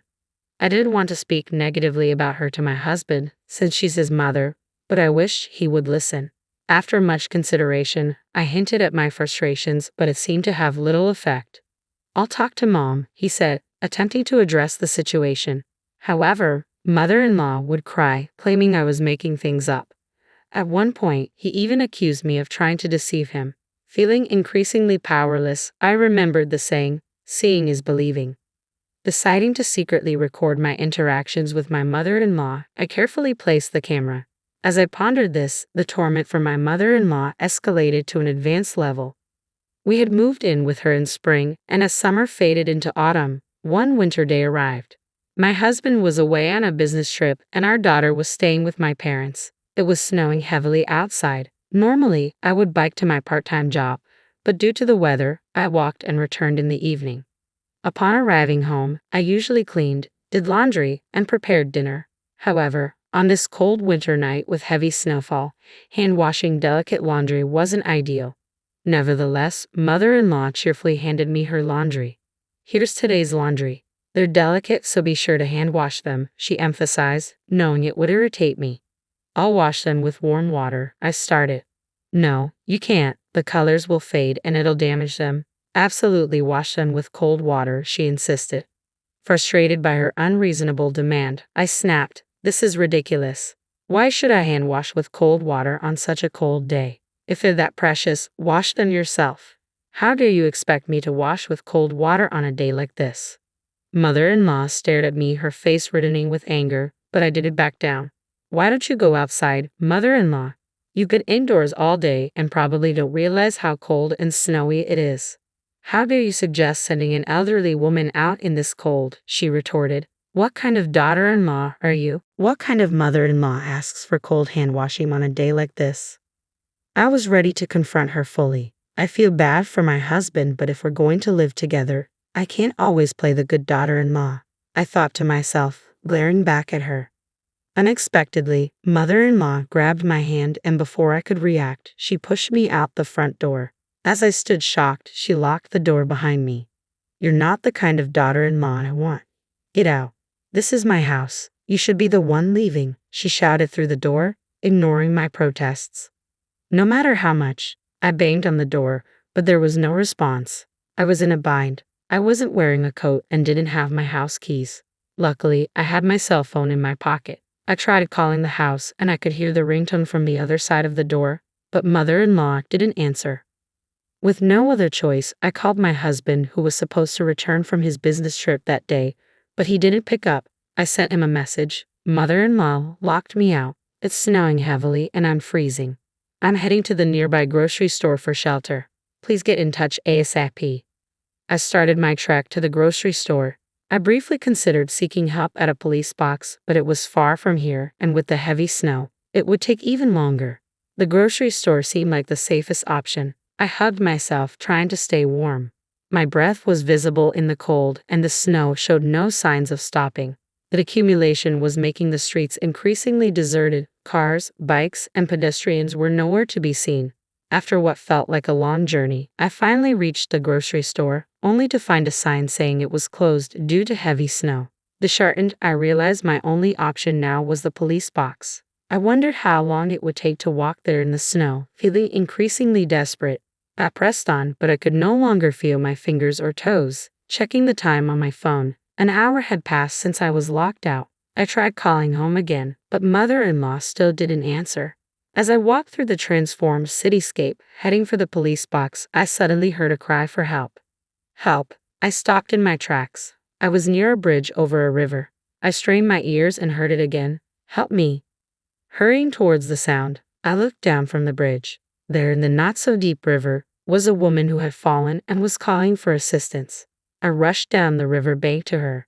The icy water stung my feet, and the cold was so intense it felt painful, but I managed to reach her. Are you okay? I can't move, it's so cold, she replied weakly. Hang in there, I reassured her, trying to keep calm despite the freezing conditions. The arrival of help seemed to relax her momentarily. She leaned against me and then suddenly lost consciousness. What do I do? This is bad, I muttered to myself. I couldn't feel my hands or feet properly, and they wouldn't move as I wanted them to. Someone help, I shouted desperately, but my cries echoed in vain. I thought it was all over. Then I heard a man's voice. Hey, are you okay? My husband's face came into view, rushing towards me with a panicked expression. I blacked out. When I woke up, I found myself staring at a white ceiling. Bill, are you awake? My husband asked, looking down at me with concern. I realized I was in a hospital. Apparently, he had pulled both the lady and me out of the river and called an ambulance. It had happened yesterday, and I had been asleep ever since. How was your trip? I managed to ask. It went well. I couldn't answer when you called because I was on the bus. I tried calling back when I got to the bus stop, but you didn't pick up. There were no taxis running, so I ran home. I just happened to see you going into the river. What luck. I thought you had jumped in, but it seems it was the lady. According to my husband, the lady that tried to help had jumped into the river in despair. The cold water had shocked her back to reality, and she attempted to get out but couldn't move due to the cold. If we had found her any later, it might have been too late. So, the lady was okay? I asked, feeling relieved. Yes, he nodded. You should rest. You must be exhausted. Comforted by my husband's words, I drifted off to sleep. All the while, my anger towards mother-in-law simmered. A few days passed in the hospital, and I was back to my old self. Standing in front of my home after so long, I froze. Mother-in-law hadn't visited me once while I was hospitalized. Of course, there was no apology. She had locked me out on a snowy night, nearly causing my death. Honestly, I couldn't bear to live with her any longer. Feeling dejected, I opened the front door and stepped outside. To my surprise, mother-in-law was there, deeply apologizing. Belle, I'm so sorry, she said earnestly. What's going on, mother-in-law? I was taken aback by her unexpected apology. I never imagined something like that would happen. I truly regret locking you out. Please forgive me, she pleaded. I was speechless. This was truly unexpected. Mother-in-law continued. I never thought I would say this, but I'm sorry. Suspicious thoughts raced through my mind. Mother-in-law, who had always been aggressive towards me, who had locked me out in the snow. Could this be genuine? What will you do if I don't forgive you? I asked, narrowing my eyes at her. Mother-in-law's hand twitched slightly. I was freezing out there, you know. If my husband hadn't come, who knows what would have happened? Anyone would know what happens if you lock someone out in a snowstorm. If you didn't, does that mean you're not normal? I added sarcastically. Mother-in-law's face turned bright red. What did you just say? You think you can take advantage when someone's being nice? Don't get too cocky. My son said he'd end our living arrangement if I didn't apologize, so I did it. Now that I've apologized, let's forget about the whole locking out incident. Now get back to your chores, she said, her tone shifting abruptly. She had taken the bait so easily. My suspicions only deepened. I smirked, seeing right through mother-in-law's facade. Her remorse was all a lie. People don't change that easily, especially not someone like her. But just as I suspected, she began her antics again. Make sure you hand-wash my clothes with warm water, she insisted. Are you still on about that? I retorted, exasperated by her ongoing demands. Only cook what I like. If it's not tasty, I'll throw it away. This is hopeless, absolutely hopeless, I muttered to myself, feeling resigned. She's beyond redemption. I sighed heavily and turned around. Saying all this, my husband, who had been standing nearby out of mother-in-law's sight, spoke up.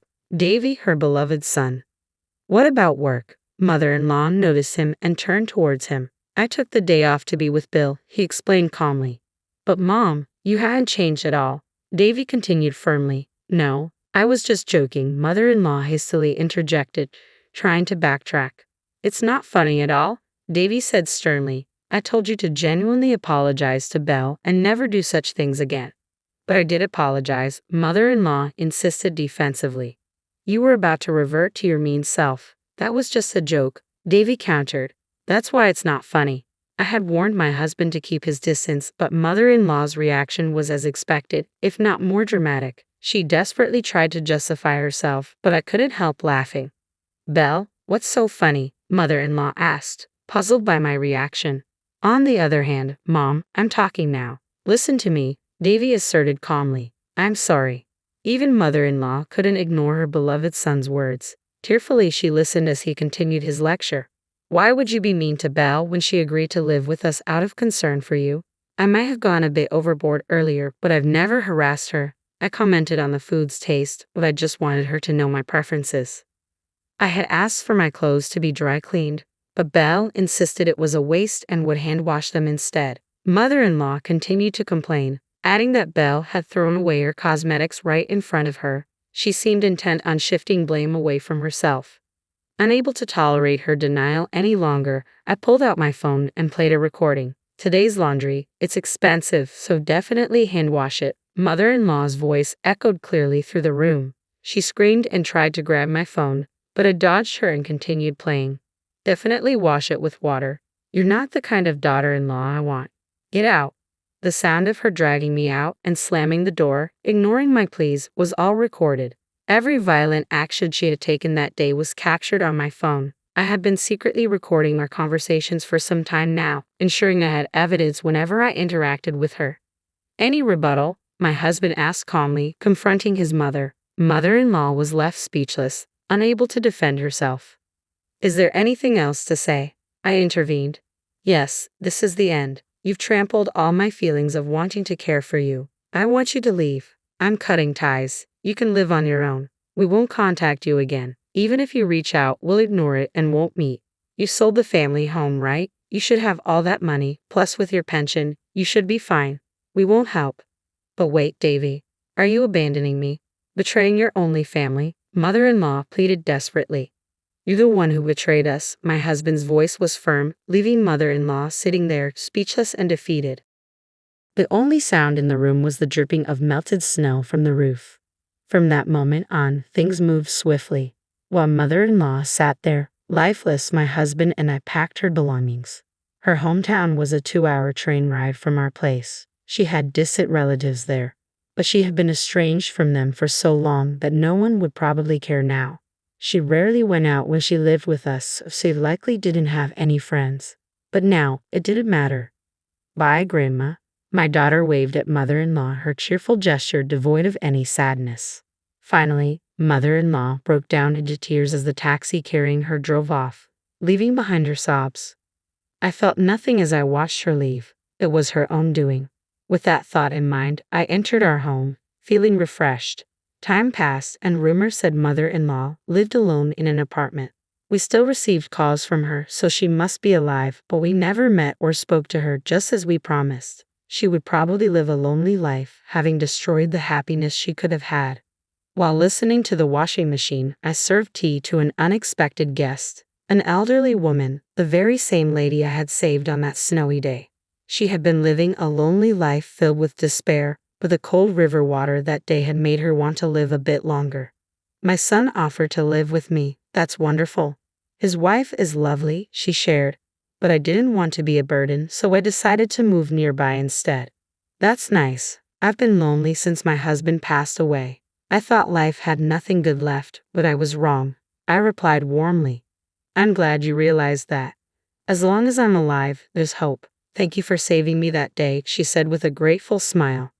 I smiled back at her, seeing a lady who had lived her life with determination and had now found happiness. Mother-in-law, on the other hand, had ruined her chance to live with her son and his family. There are so many ways to grow old, and everyone's path is different. Our own attitudes shape whether our later years are happy or sad. Seeing these two elderly women, I had a clearer idea of the kind of future I wanted to ensure. A happy future, protecting the peaceful days I have now. I reminded myself of the path I should take.